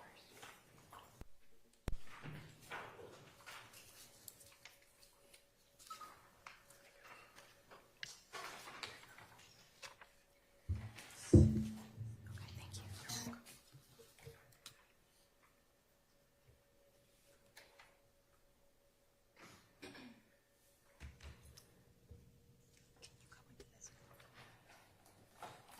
Shout out to Angelique for answering the poll. In my opinion, the ex parte is the most significant action that should have concluded this trial back in June. Yeah, I mean, All a right, judge good got morning, kicked off the Detective. trial. Good morning. Jeez. Oh, that was Bonnie. Thank you, Bonnie. Coming into today, have you had a chance to review the interviews you did with the witnesses you spoke to? Not all of them, but yes. Okay. You haven't had a chance to review them? I haven't reviewed, I reviewed Mr. Mitchell and Mr. Uten's recently. The others have not. Okay. All right. So I want to start. You've been an officer for quite a while, yes? Yes. And so you know that when you are getting information from people, it is of the utmost importance to make sure it's accurate, right? Yes. And that's one thing you were doing with Ms. Smith, is confronting her with facts to test whether what she was saying was accurate, correct? That's correct. All right. And especially in a situation kind of with young people, they may not always be fully forthcoming in the beginning, correct? It's not limited to young people, but yes. Right. Yep, she's winding up. Diesel. Especially Get if ready. they think there's something they could get in trouble for, correct? Yes. All right. And the folks that you were speaking with in this situation, they were not, well, the two young men you spoke with, they were not lawfully allowed to have weapons, were they? No, I don't think so. Okay. So that's something they theoretically could get in trouble for if they admitted to it. Yes. Okay. So when you're speaking with them, when you're speaking with Ms. Smith, you're asking questions to make sure you can verify things. One of the things you told Mr. Mitchell you would do was get his Instagram records, correct? Oh, geez, sorry. May y'all. have. That doesn't come to mind off the top of my head, but it would be something I would do, but I don't remember if I told him that. Would it help refresh your recollection to see a copy of a transcript from that interview? Sure, yeah. Right. That is Leah Abbasi. I'll type her name in the chat for you, Jay.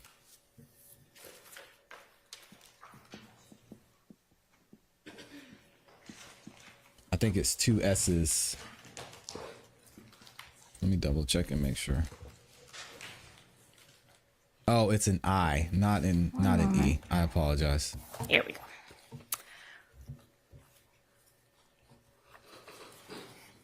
All right. It's ABASSI. Excuse me. I'm going to direct your attention to page 19 here. If you could quietly read that to yourself. Let me know when you've had a chance to refresh your recollections from that.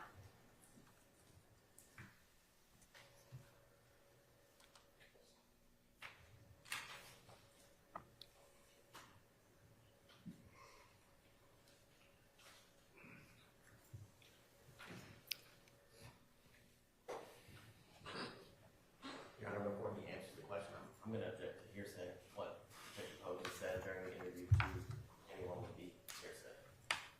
Oh, overruled. What? Out of court statement. He's on the stand. He can repeat what he said. And this is exactly what we mentioned earlier. I thought it was weird that Mr. Abadi didn't take that line of questioning. And I guess he was saving it because he wanted to have this hearsay objection. But he's the one who did the interview. He can say what the person he interviewed told him. So it was a weird objection. It's got to be overruled. That doesn't make it not hearsay, but It's not I hearsay. can ask whether he. Unless she asked says, somebody. oh, they did this. Yeah. I think it's not hearsay in this It's not. circumstance, so overruled. I mean, in this not hearsay. circumstance, it would be. That's overruled. Okay. So. She said, shut up. Hey, she's right. Miss Love did that too. She wanted to argue So after were she you got planning her on getting Mr. Mitchell's Instagram records? I may have been. It's hard to say. This is a lot of years ago, so it's part of my tools There that I goes that use for selective in each, memory again. or any case that I have that I work. If there's an opportunity to pull those, and I need those, then yes. But I don't remember if I wrote a warrant for his Instagram or not. Okay. You said if you have the opportunity, you certainly had the opportunity, right? Yes. Okay. And with those, if you had them, you could come back to him and say, hey, was this true? Was this not true from what you told me, correct?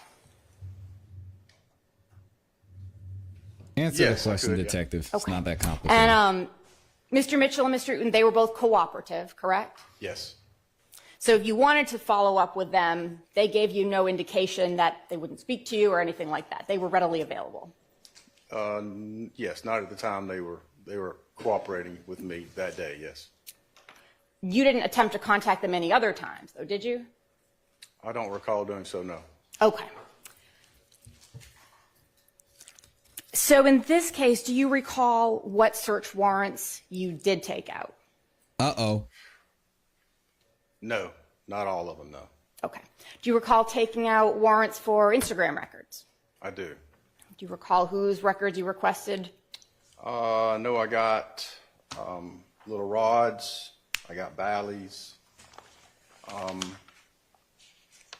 And without going through the index on my report, I can't tell you exactly, but I know I got little rods and I got Bally's. I got Rodelius Ryans and I got Damon Blaylock's. May have gotten Mariah's and Brazy's as well, the Tyara Hartfield and Miss Smith. Okay. What was your purpose in getting those records? As to any information there that might help with the investigation. Okay. Did you look at those records? Not personally, no. I looked at some of the pictures. It comes in a format. Again, as I indicated, I'm not a computer guy. I'm not even on social media. Smart man. I gave that information to You might get a somebody to RICO. put it in a format that was easier to read, and then those people looked through it, and they let me know what they found. So it wasn't for you to get more information. Someone else was supposed to get more The information. information is going to come to me. It just didn't come through me. What? So at what point did you get the information of what was contained in those Instagram messages? When they gave it to me, I don't know what day it was. Who's they? It's going to come to me. It's not going I to don't come remember through who me. the analyst was that did the examination of those records. Okay. And the examination of those records, I would assume you included in your report?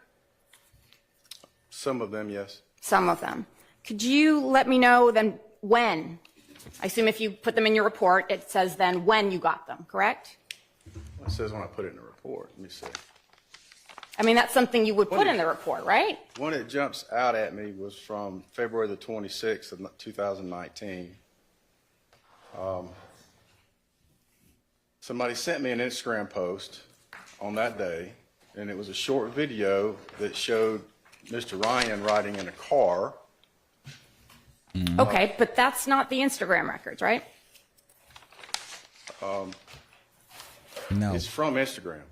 That's not the Instagram records for which you obtained a search warrant to get so you could get more information, correct? I haven't verified it, but if it came from his Instagram and I got a search warrant for his Instagram, then yes, it would be in there. I Right. just got it before I got the search warrant records back. I'm sorry, if you could It was repeat that last posted. part. It was posted. Somebody saw it. They sent it to me. If my search warrant had not been executed and the information sent back to me at that time, it would be included in both records. But I got it before the search warrant records came in because somebody sent it to me right after it was posted. Okay, I think a second ago. So what he's saying is he didn't get that video. Why is he? What is he saying? What? Hold on, I'm trying to figure this out. So I think he's saying that he didn't get the video from the report. He got the video from some random person, and they sent it to him after it was posted. I don't know what he's talking about. You said you didn't confirm it, right? You're gonna have to. I don't understand what you're saying. Well, I don't understand what you're saying, bro. Yeah, what are you talking about? Well, I think about the content of the messages, you said you did not confirm with the records. I just said I'm assuming. Right. If it's in his Instagram records, I received it before the records came back from the search So we warrant. got it from the records. I'm assuming that information that I received that day before the records came back would be in the records when they arrived to me. Okay. So without those records, having looked at them, there was no way for you to go to Ms. Smith or Mr. Mitchell or anyone else and say, hey, you told me X, Y, Z, but your records say something completely different. I right? don't know what, I did not do that. No. it's confusing, You Mark. could have done it though, right? Yeah, sure. And that would have been confirming, right? Sure, yes. I want to ask you about what you testified to earlier about the actual crime scene. Mr. Abadi asked you questions about where you found certain things. Do you remember that? Yes. And you answered questions about where you found those 7.62 shell casings, right? Yes. But you didn't actually find those casings, did you? No, I did not.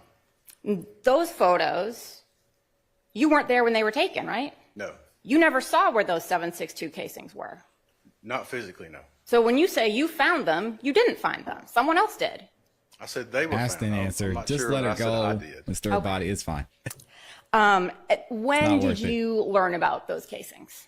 Later on the same day that the murder happened, I was at the office when I got the call. Okay. And when you spoke with Mr. Mitchell and Mr. Uten, were you aware of those casings?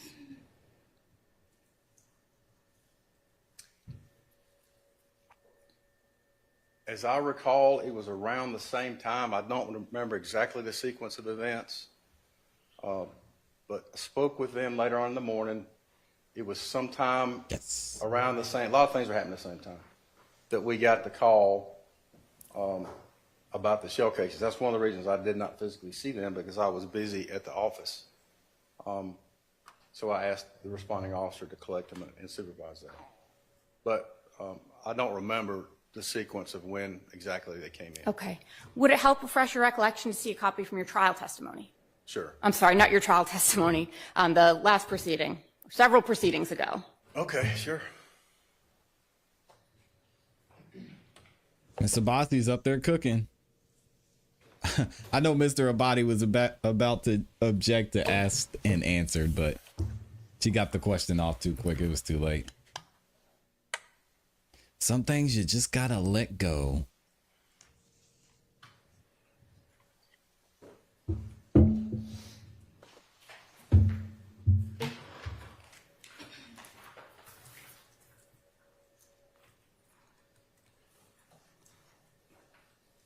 You gotta pick your battles in the courtroom. How do y'all think she's doing so far?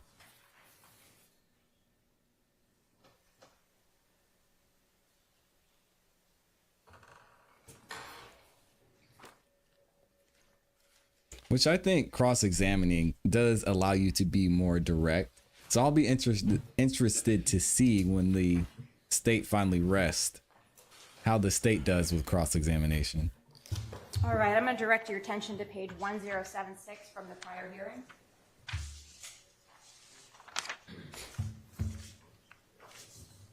Ray Riley said, making the cop look like a liar.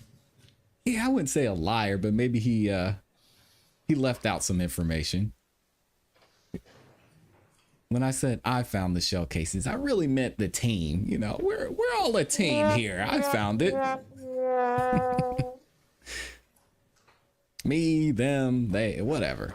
I was at my desk and they called me and said, hey, Cal, Detective Cowboy, we got some shell casings up here. Might want to see these.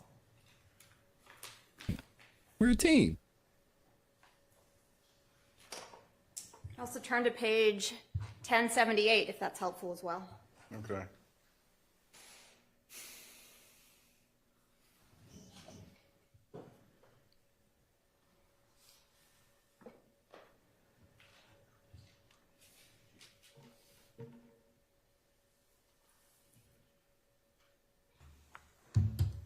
Oh, not the rainbow.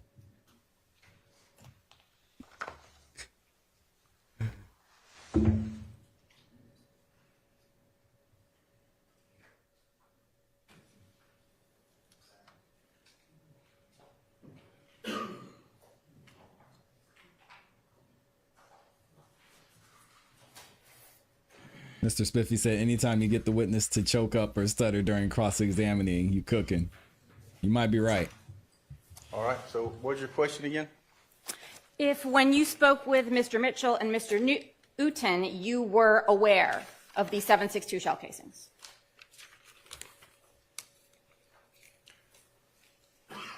I was aware that they described to me 2 shooters, but I don't recall if I knew about the shell casings at that time. I may have, I don't remember. Who was the other You shooter? said that they described to you 2 shooters? Uh-oh. Yes. Okay. You've got a transcript in front of you, so you've testified about this before, correct? This matter? Yes. Okay. And you don't recall attorneys asking you at length whether anyone besides Ms. Smith mentioned 2 shooters? I read here that they were asking me about that, yes. Okay. And your testimony was that Ms. Smith was the only person who said there was 2 shooters, right? Yes. That's what it says here. I mean, when you... Wait, before we get too far around here, let's make sure we got the right context. Oh, here we go. Here we go with the context. You want to flip to page 1,100. No, let me read these first. Okay.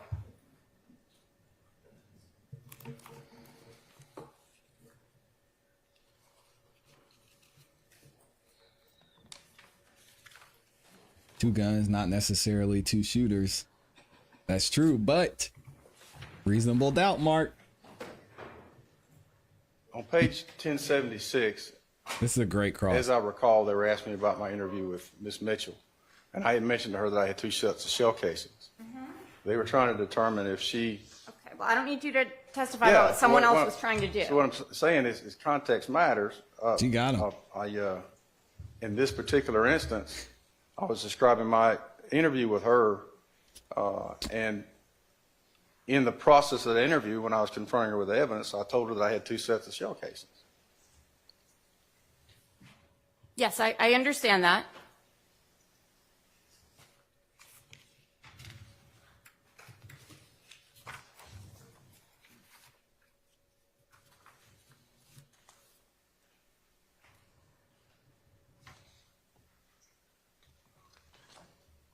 You said page 1100? They love giving context when they're not talking to the state. Oh, this is good. Y'all give me 1 second. I hate to leave. It's just so good. Hold on.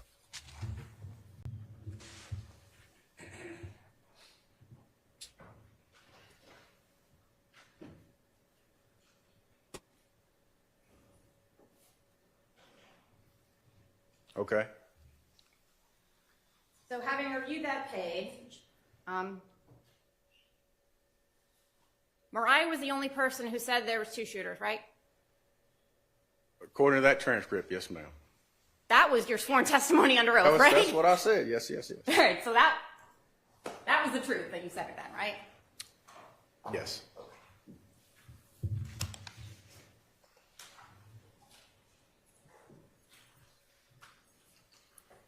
And I'm going to back up for a moment. I think you said Mr.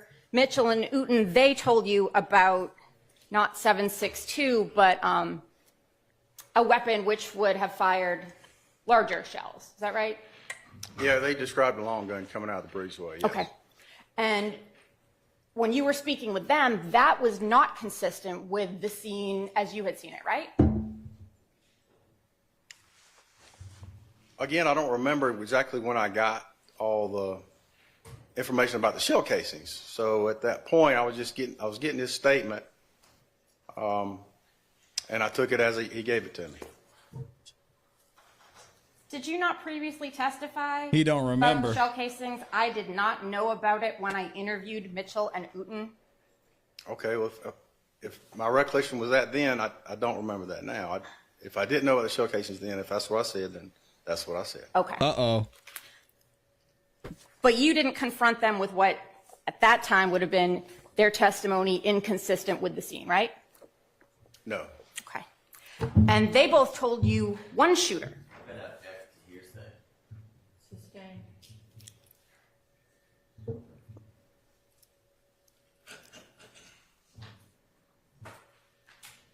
The number of shooters they told you was not the same as Ms. Smith, correct? That's the same question, just worded differently. We've already been through this. I'm going to overrule that one. She said, we've already been through this. Sit y'all down. Bernard Mitchell described the shooter coming out of the breezeway, and also the shooter when he was going around. He was right beside he described the person right outside the car shooting in the car. So that would be Dreads and a hoodie. So that would be he described to you two shooters, based on what you just told me. Yes, based on my just reviewing my interview with him the other day. Ooh, interesting.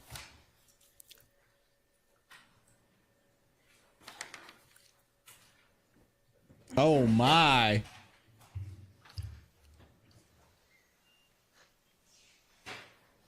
Oh no.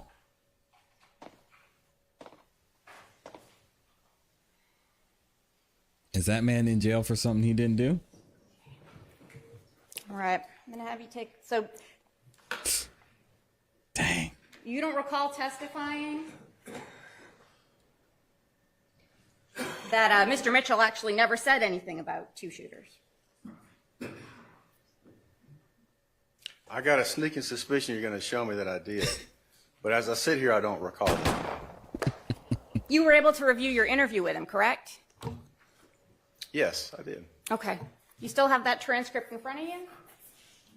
No.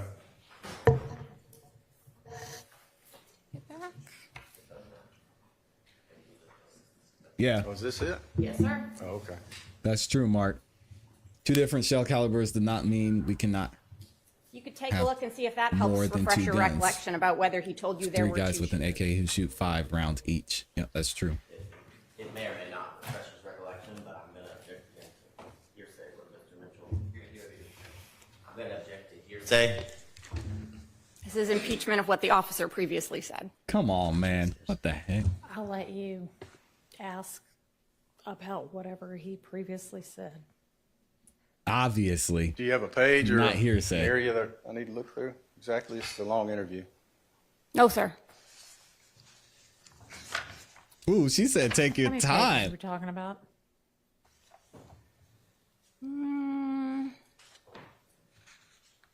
Can't see, maybe about 20.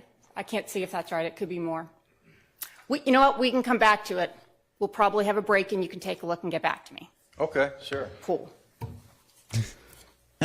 Go ahead, Leah. So when you went out to the scene at the time, you were looking to speak with other witnesses, correct? If there were any. Originally, when I first got to the scene, yes. Okay. Yes. You were trying to speak with as many people as you could, right? Yes, I did. Okay. And you had access to the CAD reports from the 911 calls, correct? Yes. Okay. And you had access to the 911 calls themselves, correct? Eventually, yes, I did. Okay. And anyone you spoke with, you would have put that in your report, correct? Yes, most of the general information. I don't necessarily put all the details, but yes. Okay, but like their name, right? Not always. If they don't wish for the name to be included, if they don't wish for the name to be included, if I can exclude them, I will. Fair. Interesting. But you never spoke to the 911 callers, did you? No, Even though you had their name and contact information, right? that's right. Even though you were aware that one of them wanted to speak to the police, right? If I was aware of that, I would have spoken with them.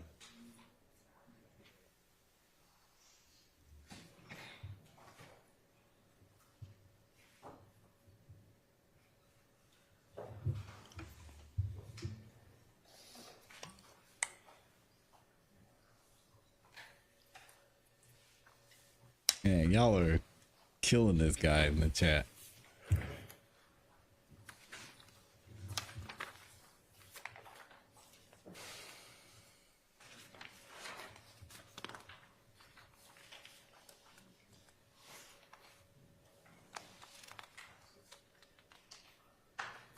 Yeah, Leah's up there taking her time too. All right. I'm going to approach you with what has already been previously admitted into evidence and marked as states 1 NN Nancy.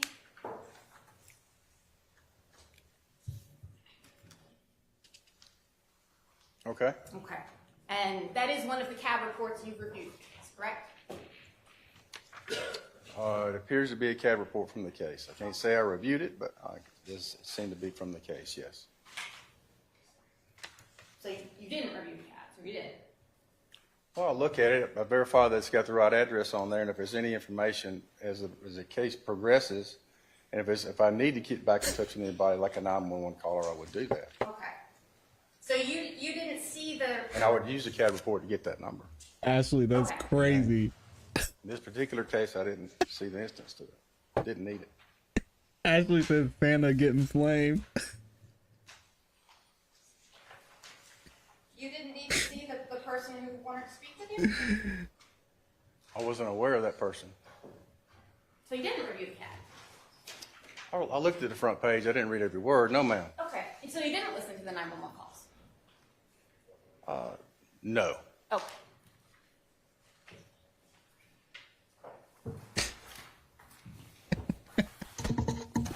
That's Santa. So if you're trying to speak to as many witnesses as you can, Oh my God. why wouldn't you speak to the 911 caller who wants to speak with you?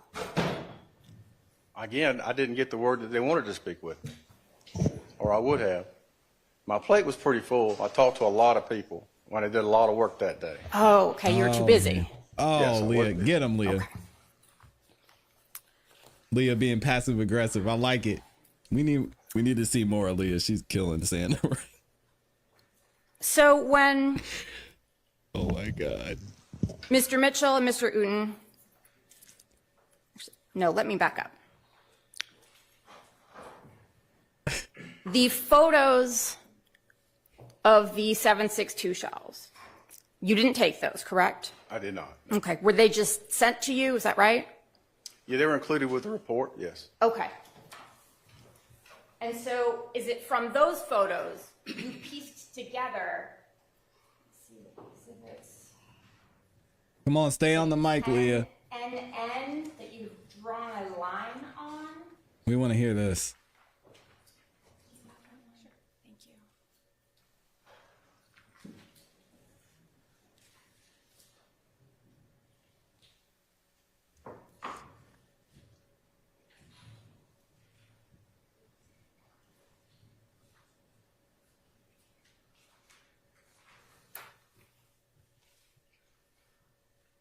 NN, you drew this line, correct? I did. Okay. And the earth image or whatever it is, that accurately depicted the apartment complex as you observed it, correct? That's correct. Okay. Yeah, and y'all caught that. And Leah, I'm glad she emphasized that he said he had a lot going on. And she said, oh, so you were too busy. Y'all are killing him for that. Mr. Spiffy, your job is to investigate this case fully, not how you want to. That's not a cop with integrity. Special Hardaway said he literally said he was too busy. Sheesh. She's about to make crime. So, and the line on the left side where it starts, that's your belief. That's where the 7.62 shell casings were. All right. Okay. I'm going to put up on the screen for you what has been admitted as 59 NN.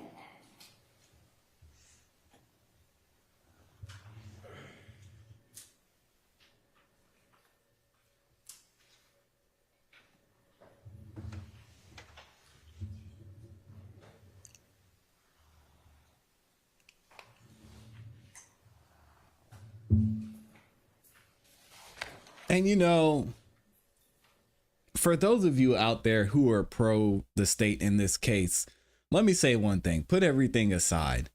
If you look at how the defense has presented their case and defended their side, which is the defendants, obviously, and how the state has presented their case and defended essentially the state of Georgia, it's clear to see that the defense has done a much better job being prepared and cares more about their clients than the state does. And I think anybody can see that. I don't know if it is the sheriff's. Thank you. All right. So, looking at 59 NN, what is it you see next to kind of that entryway, exitway, by the sidewalk to the building? Well, I see a satellite dish and an AC unit. Okay, AC unit. And then you were standing at that AC unit looking at the parking lot. What is to your right? We have a line of bushes. Amy, no. I'm turned around here. I don't understand what. If you're standing next to that AC unit with the AC unit on your right, you're looking at the parking lot. Do we have a line of bushes there? Yes. All right. Did you flip back the 10 Amy, why? Amy said, who's the smartest pig? I'm swine. Oh my God.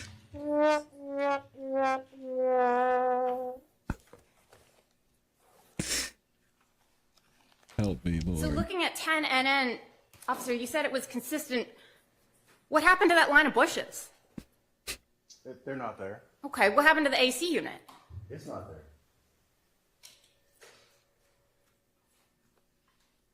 So how is that possible?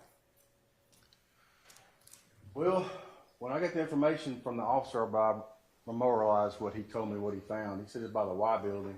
I was assuming that Y building was where I indicated right there. Oh, okay, so you just assumed that. I did, yeah. Okay.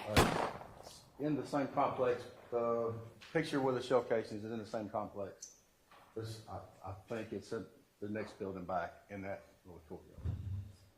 The passive aggressiveness is hitting today. She said, oh, you assumed that.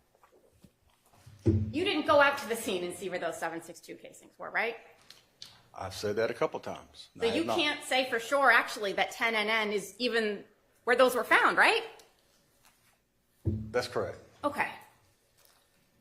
I can say they came from the complex, but Fair. exactly where in the complex, I don't know. Fair. And with this image, I'm going to point you to, I guess I can't really point to it.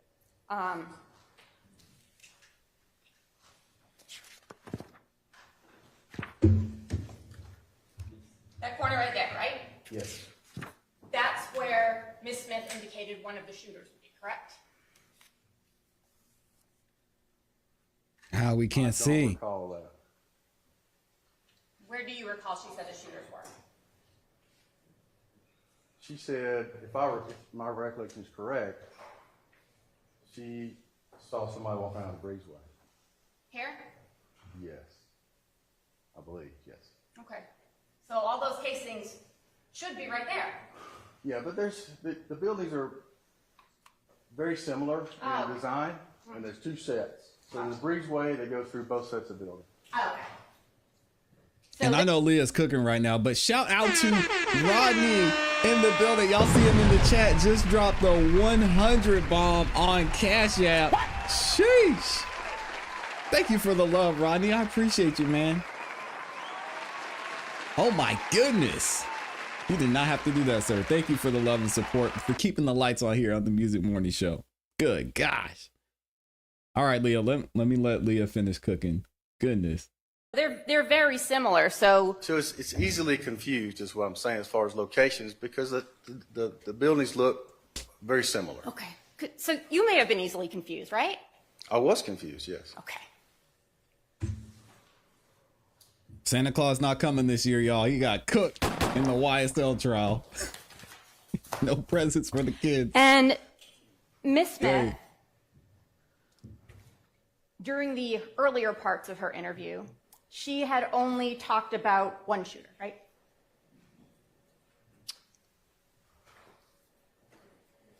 I recall she said she saw someone with a long gun, and she heard shots. I don't recall if she indicated whether there's more than one shooter or not. I don't remember that. Should I refer Okay. to something? So earlier on in the interview, or when in her interview, I think you talked about, she said some things which weren't consistent. Yep. And then you consoled her. Yes. And then she was yes. more consistent after that, right? Yes. So when was it that she began telling you, back this up.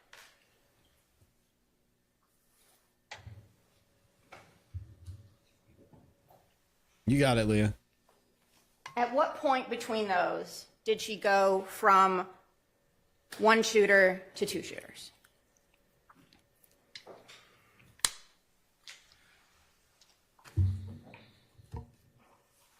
I know when she described to me, she said she described the two guys that she was with, and she described each one of them having a different kind of weapon. I recall that, but I don't recall if she stated that she saw anybody shooting. She stated that she heard shots and ran. Okay. Saw both of them with guns, but I don't recall if she said she saw them shooting. My question was, when in her interview, before or after the consoling? It was after the consoling. Okay. Because before that, it was only one shooter, right?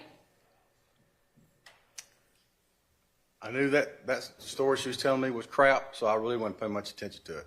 Okay. So I don't remember what she It's said. crap.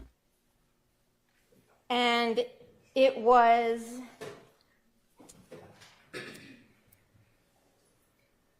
between what was the consoling? We'll go there. What was what? When you consoled her. Mm-hmm. What do you mean by that? Well, I'm a husband and a father. I've got a daughter. I just spoke to her in a fatherly tone, assured her of her safety, and calmed her down and encouraged her to tell the truth. Okay. But she didn't start doing that until after she was told to, I think, sing her ass off, right? I don't recall if that was said. Yo, what happened? We gotta let this play out. Did she say he did what? So this is basically him consoling his daughter after he just whooped her ass. It's like, I still love you, baby. I know I just had to beat your butt, but I love you. But she didn't start doing that until after she was told to, I think, sing her ass off, right? Jeez. I don't recall if that was said or who said it. You don't recall that? I'm not saying it wasn't said. I just don't remember who said it. Yeah. Okay. And there were discussions during that interview about whether she was implicating herself, right? I don't recall. Whether she could be going home or not? Here comes little Woody. I don't remember that. She wasn't concerned with, or didn't seem as though she was concerned about getting in trouble? She was concerned about getting in trouble, yeah. Okay. God dang, this testimony is falling all the way apart.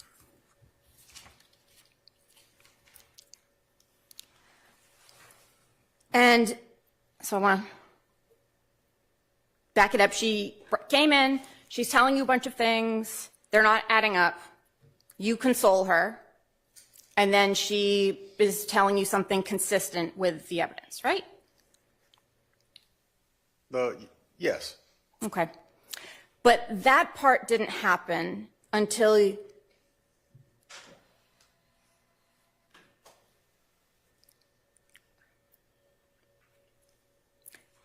you were the first one to bring up that someone had a rifle, right? As opposed to just a small gun, right?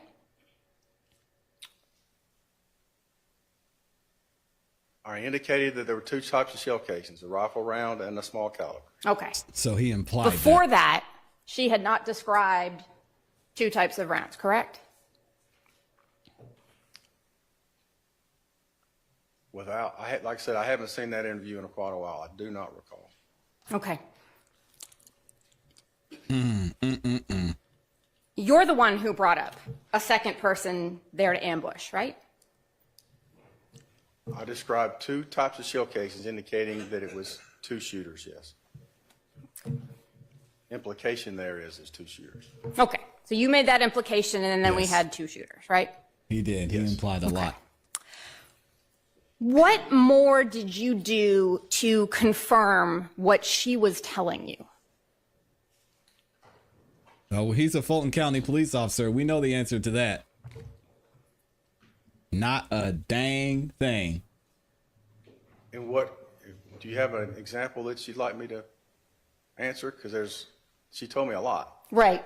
She told you about different things that Mr. Mitchell did or Mr. Uten did, right? Yes. And those weren't consistent with what you'd learned from them, right? Yeah, they were fairly consistent. Okay. So when you spoke to Mr. Mitchell, that's when you learned about him putting a gun to her head? Oh, yeah, she did say that about him, yeah. Yeah. Again, that's the story I didn't believe her, so I Right. forgot about it, yeah. So it would make sense if she's telling you these stories that you would want to confirm them, right? Not in Fulton If it's County. the truth, yes. Right. If it's And she told you things. Yo, what? What? If it's the truth, come on, man. I'm gonna let Leah cook. He said, if it's the truth. What in the world does that mean? Right, I right. forgot about it, yeah. So it would make sense if she's telling you these stories that you would want to confirm them, right? If it's the truth, yes. Right. And she told you things about, well, let me ask you. You never went back to That Mr. is Uten or Mr. Mitchell insane. and asked about whether everyone had been chatting together, like she told you, right? Oh, no, they described in their interview that they had been texting with the girls. Oh, I'm sorry. I meant that everyone, the defendants, everyone came out and was chatting together before this happened. I don't think that came out with Mitchell and, Okay. yes. All right.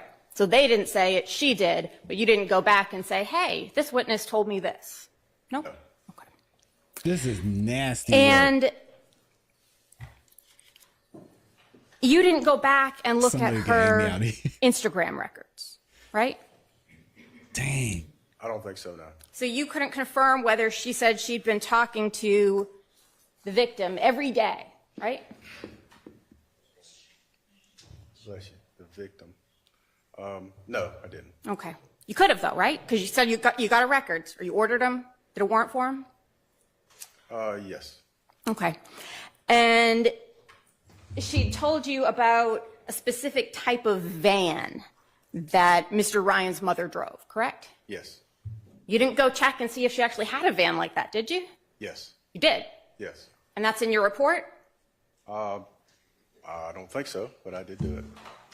I noticed it. Let me go see. It might be in the report. We went to go talk to his mother. Mm-hmm. She was cooperative, right? She was. You didn't ask to search the van, did you? No. That van would have been, based on what you were told, used basically as a getaway vehicle, right? Yes. So it could have a murder weapon in it, right? Yes. Could have gunshot residue all over the steering wheel, right? No, unless it was shot from the car. Okay. Those wouldn't transfer from someone's hands? I don't know, maybe. Maybe. But you didn't get a search warrant to check either of those things, did you? No. They can't, Michi. And within just a few hours, you had an address for Mr. Blaylock, correct? I did. And you didn't get a search warrant for that apartment either? No. So you made no effort to look for what would have been the alleged murder weapon, right? That's correct. Okay. That would have been useful, right? If you had that, that's great evidence. I've worked 100 murders. I never got one. Never. Ms. Abbasi, let's pause for a minute and take our morning break. And if you want him to look at whatever that sure. portion was while we break. Okay. Judge Whitaker, He's welcome to. why? Officer, I'll hand you your other transcripts and you can look at whatever you need to. Ah, man. Why, Judge Whitaker? Why? Just when they start cooking. And I know we have some delay. I actually have to get out of here, y'all, shortly. Let's see. How much testimony does Lee? Okay, we got to finish Leah's testimony. And thank y'all for the super chats, too. I see everybody in there dropping the super chats. Thank y'all. Shout out to Mr. Brown. He said, we are family. I see you, Mr. Brown. Thank you for the 2 bomb. Oh, man. And can I ask you to actually step outside if you This don't man is mind? getting... Thanks. I've just got to deal with another matter. Lord have mercy. Okay, so she's got to talk to Lee about something real quick. How about you start with whatever it is that you wanted him to actually, that you asked him on the stand about? Okay. We're going to finish I mean, Leah's you can testimony. give them all I of know them, we've but got I'd a like for couple him to other start with the one that you specifically cross-examinations asked I want about. to get to They'll as be well. here. All right. Okay, so there's been some back and forth about the whole Mitchell, that's his last name, right, thing. And Ms. Abbasi, you said that you kind of gestured in a vague direction towards the holding cell door at the end of the day without mentioning anybody's name and asked who the witnesses would be tomorrow, which is now today. And the state's answer did not include either of those people. And then, of course, there was some point in time in which the state was maybe going to get Mr. Mitchell, and I don't know what they were going to do, put him on the stand, just, I don't know, as a concession to Ms. Abbasi, maybe? I don't know. Anyway, just FYI, Mr. Mitchell is here and available. I'm just letting y'all know that. And I kind of need to know before the lunch hour, or whenever this next, the witness that's on the stand right now is over with, if he's going to be called, let's go ahead and call him next so that he can be whatever's going to happen and then transported away back to where he has been staying before this time. The issue raised on the defense is his messages would kind of affect what sort of road we went down with the defense. We've already gone down that road. All right. The mistrial has been denied. There's no further, I'm no longer insisting at this point he be called. Whatever damage has been done has been done. So working with what we have. Just want to let y'all know. Okay, so then does the state want to call him? If not, tell me now and I'll have him shipped back. No, I think this line of hearsay questions has cured any sort of issue as it relates to a mistrial and confronting Mr. Mitchell, since she's been able to do it without Mr. Mitchell even testifying. All right. Thank you. Let's take our break. All right, here we go. So we're going to skip ahead because we're all gas, no brakes in here. You know what time it is. Leah is absolutely on. fire. I gotta see the end. We gotta see the end of this cross-examination. All right, let me see. Here we go. We gotta get Santa back in here.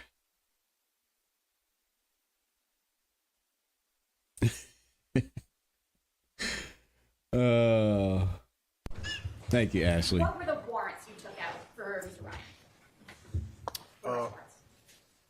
For murder? The only person who ever gave you any indication that Mr. Ryan knew Mitchell, Mr. Uten, the victim, anyone in the car, was Mariah. She's the only person who said they knew one another, right? That you confused me a little bit. Say that again. Say it again. The only person who said that Mr. Ryan knew Mr. Uten, the victim, Mr. Holmes, Mr. Mitchell, only person who said they knew each other was Mariah, correct?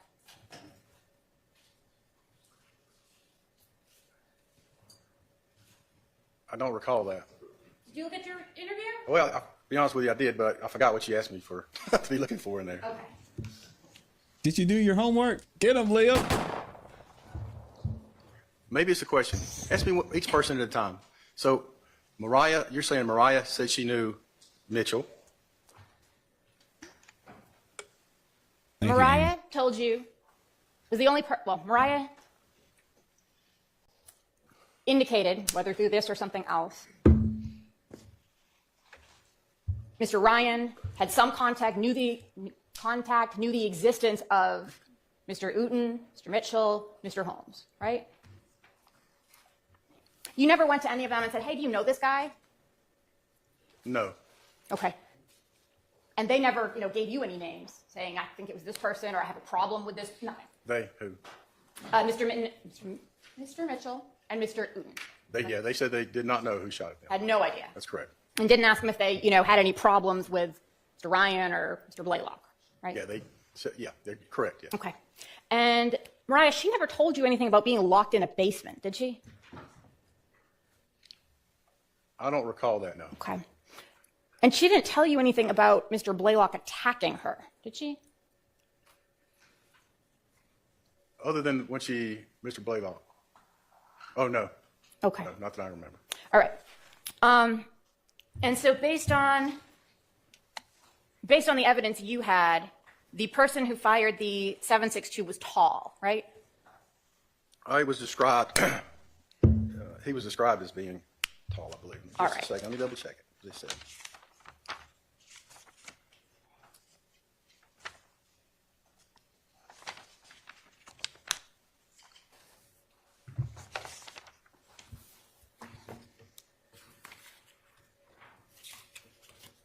And I can get you a transcript of your interview with Mr. Uten if that further helps too. I bet you can. Let me see. He said, I bet you can. Oh, don't be salty now. So Mr. 7.62 Because you is didn't tall. do your job. And based on all of that evidence, was your conclusion that Mr. Blaylock was the one with the 7.62, right? Page 18? Page 18. Of what? Which one am I looking at? Your report. He's just giving Leah that same You energy got page back. 18. You're doing better than me. I got 17 pages. Oh.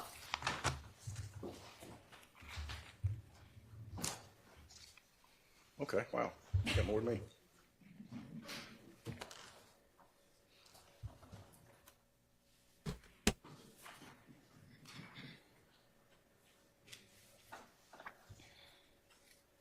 Shout out to Amy for gifting 10 memberships. If you got a membership from Amy, Okay, make I sure you see say thank you. what you're referring to, yes. Yep. So final conclusion you came to based on everything you reviewed was that Mr. Blaylock had the rifle. That's what I wrote, yes. Gotcha. All right. So we have rifle rounds, and then we have all these other casings from a smaller gun, from a 9mm, correct? Yes. All right. And those casings were found very, very close to the vehicle where the victim was, correct? There were casings on top of the car, yes. Okay. And casings on top of the car, you don't know how they got there, did you? Or do you? I didn't see them be placed there or fall there, no. Okay.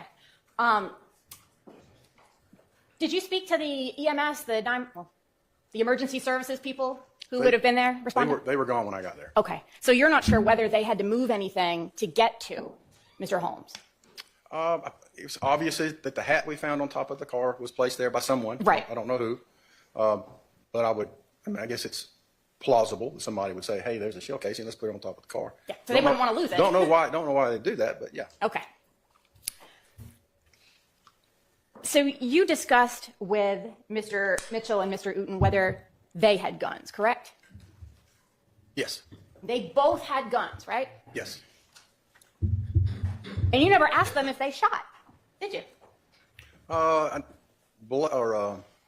Mitchell said his gun was empty. Okay. Uten, I don't recall ever asking that specific question. All right. You didn't ask him what kind of a gun he had, right? You looked at his report. How does he not recall? I don't recall asking him. You asked him what happened to it, though, later, right? Yes. And he indicated to you that you should... All of this is hearsay. What whoever indicated whoever. Sustained. Okay. Did you have an occasion to either you yourself or have somebody go looking in the woods for a firearm? Wasn't me, but yes. Okay. And beyond that, you did not have any follow-up to tracking down those guns, right? That's correct. All right. And your reason for that, you previously testified, was you had no reason to, right? I had no further leads. Once we tried to find them and couldn't, based on where they said they put them, Okay. there was nowhere else to go. So you had no reason to try and find out whether Mr. Uten was the one who fired all those 9mm. Say that again? So you had no reason to try and figure out if Mr. Uten is the person who fired all those 9mm. Right, I didn't try. Because if he did, that would be your second shooter, right? Objection, call for speculation. Sustained. You, at some point, had an occasion to review Mr. Mitchell's Instagram records, correct? Again, I'm not a computer guy. Far later. I allow other people Just answer on the the question, team sir. examine those. I trust them in what they can do because it's a teenager is better than me on that stuff. Yep. So I looked at the report or what was given to me. Did not do a deep dive, no ma'am. No. No deep dive. You didn't look at them. Say it again? No deep dive. I mean, you did not look at them, right? I don't recall if I did, yeah. Okay. I was So- busy. You never did any follow-up with Mr. Mitchell about him shooting back, did you? No. But you learned that at some point he said he did, right? Or they did. Yes, I did hear that, yes. Yeah, he's not answering the question.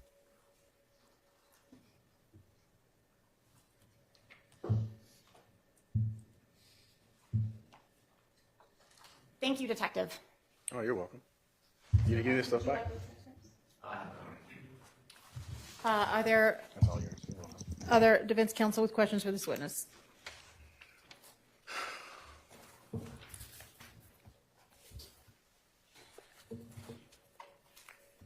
We got a couple more attorneys that are about to come up here. They said they want some they want some cooked Santa. Good morning, Detective Hogan. Take the time. Good morning. Good morning. We've met before, but my name is Max Shard. I represent Shannon Stillwell, okay? Okay. All right, and the case that we're talking today does not involve Shannon Stillwell at all, does it? Not that I know of, no. Okay.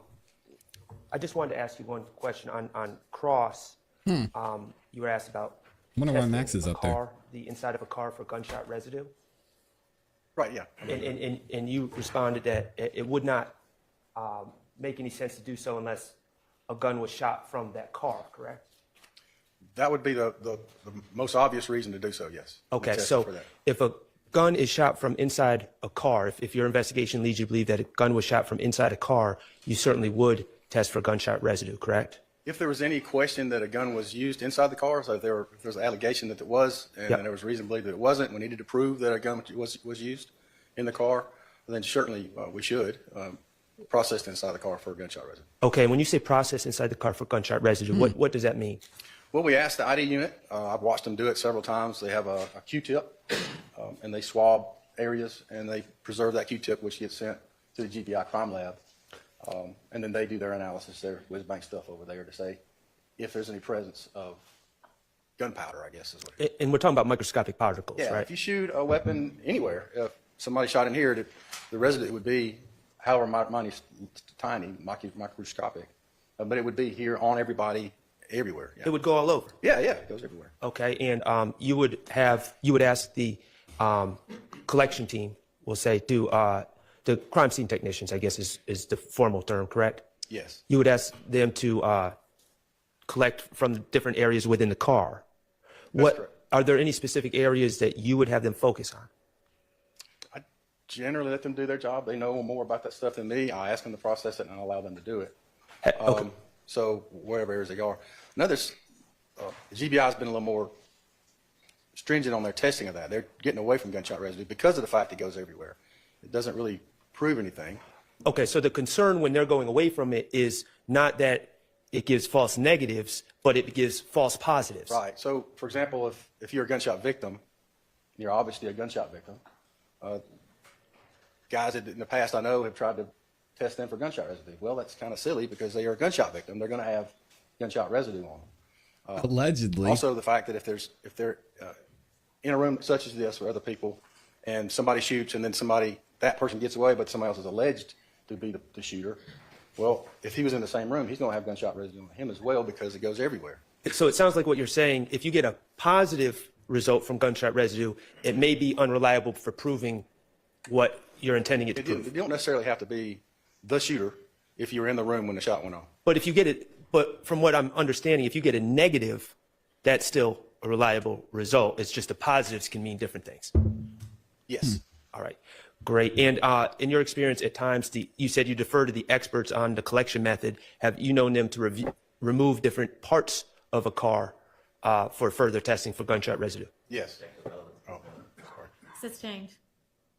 I can approach it. It is going to be relevant. All right, I'll give you some. And I'm just going to ask one more question. Is one of those parts that the experts remove at times the headliner of the car? Yes. Okay.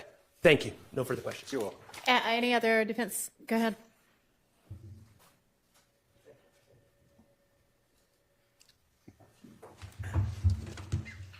Good morning. Good morning, Mr. Steele. How are you? I'm great. Thank you. Man of Steel I'd like is to in the ask building. you, in your work, have you ever had the need or the opportunity to ask for and secure surveillance cameras from businesses? Several occasions, yes. Okay. Can you tell the ladies and gentlemen jury, in your experience, have you ever had a surveillance camera operation where it would be a specific period of time that was captured, the images were captured by the surveillance camera? Sure. Every system's different. There are some, from my experience, some common denominators. Most surveillance systems capture a certain period of time that's generally around 2 weeks. And after those 2 weeks time period, it stops. That's funny that Brian Steele's asking this question You're shoving the video again. into a tube, and as it comes out, there's just so much space to capture and to maintain. So as you capture more video, it starts falling off the backside after 2 weeks. So for example, if 3 weeks ago there was a crime that we became aware of, and we needed to try to get the video, we call if it's past that 2 week time period, the video is no longer accessible. Amy, get out of It's here. been overwritten and it's gone. So in your example about the 3 weeks, so a video can hold up to 2 weeks of information is what you're telling the jurors in our example. That's kind of a general rule, Brian. But there are systems that capture and they keep them for longer periods of time, but those are expensive to maintain, and that's pretty rare that we have, but they're out there. So if, just hypothetically, if we start on day one and the surveillance equipment can hold 2 weeks, so on day 14, from day 1 to day 14, it's all there if it's all working correctly. That's what I hear you say. Yes. I'm going to object to relevance. It goes back. Now, on day 15, so day 14 ends, now it's day 15. Are you telling the jury that in your experience, day 1 is now gone, so now we'd have from day 2 to day 15? That's my experience, yes. Okay. Have you ever, tell the ladies and gentlemen jury, on day 15, so day 15 starts, all day 1, 2, 3, 4, 5, 6, 7, 8, 9, 10, 11, 12, 13, 14 are gone? Without a catastrophic failure of the system, I have never heard of that. No. Thank you. Interesting. All right, there it is, y'all. Wow. They're going to do redirect, but we're not going to see it because I got to go, unfortunately. But man, I don't know how they're going to do redirect. We'll probably cover it tomorrow. I think what I'll end up doing tomorrow's Thursday is we'll just go live a little bit early and I'll cover some of this redirect that we missed because it was intense. Shout out to the defense. absolutely cooked today. But most importantly, Leah Abbasi. Give her a round of applause. Sheesh. Man, I hate to leave y'all early, but I got an appointment I got to get to. Make sure if you like music from independent artists who are here in this community, make sure you tune into the show tonight, 8 p.m. Eastern Standard Time, and you'll actually get a chance to win $100 just for tuning into the show. And you'll get to hear some dope music and vote and decide who moves forward into the season 10 tournament next week. All right, so make sure y'all tap in, like the video on your way out. If you haven't yet, make sure you subscribe and hit the notification bell so you don't miss any time that we go live. I will see y'all in the morning. Hope you have a great rest of your day. You know what to do. Keep growing, keep pushing, keep it classy. We gone. Peace, y'all.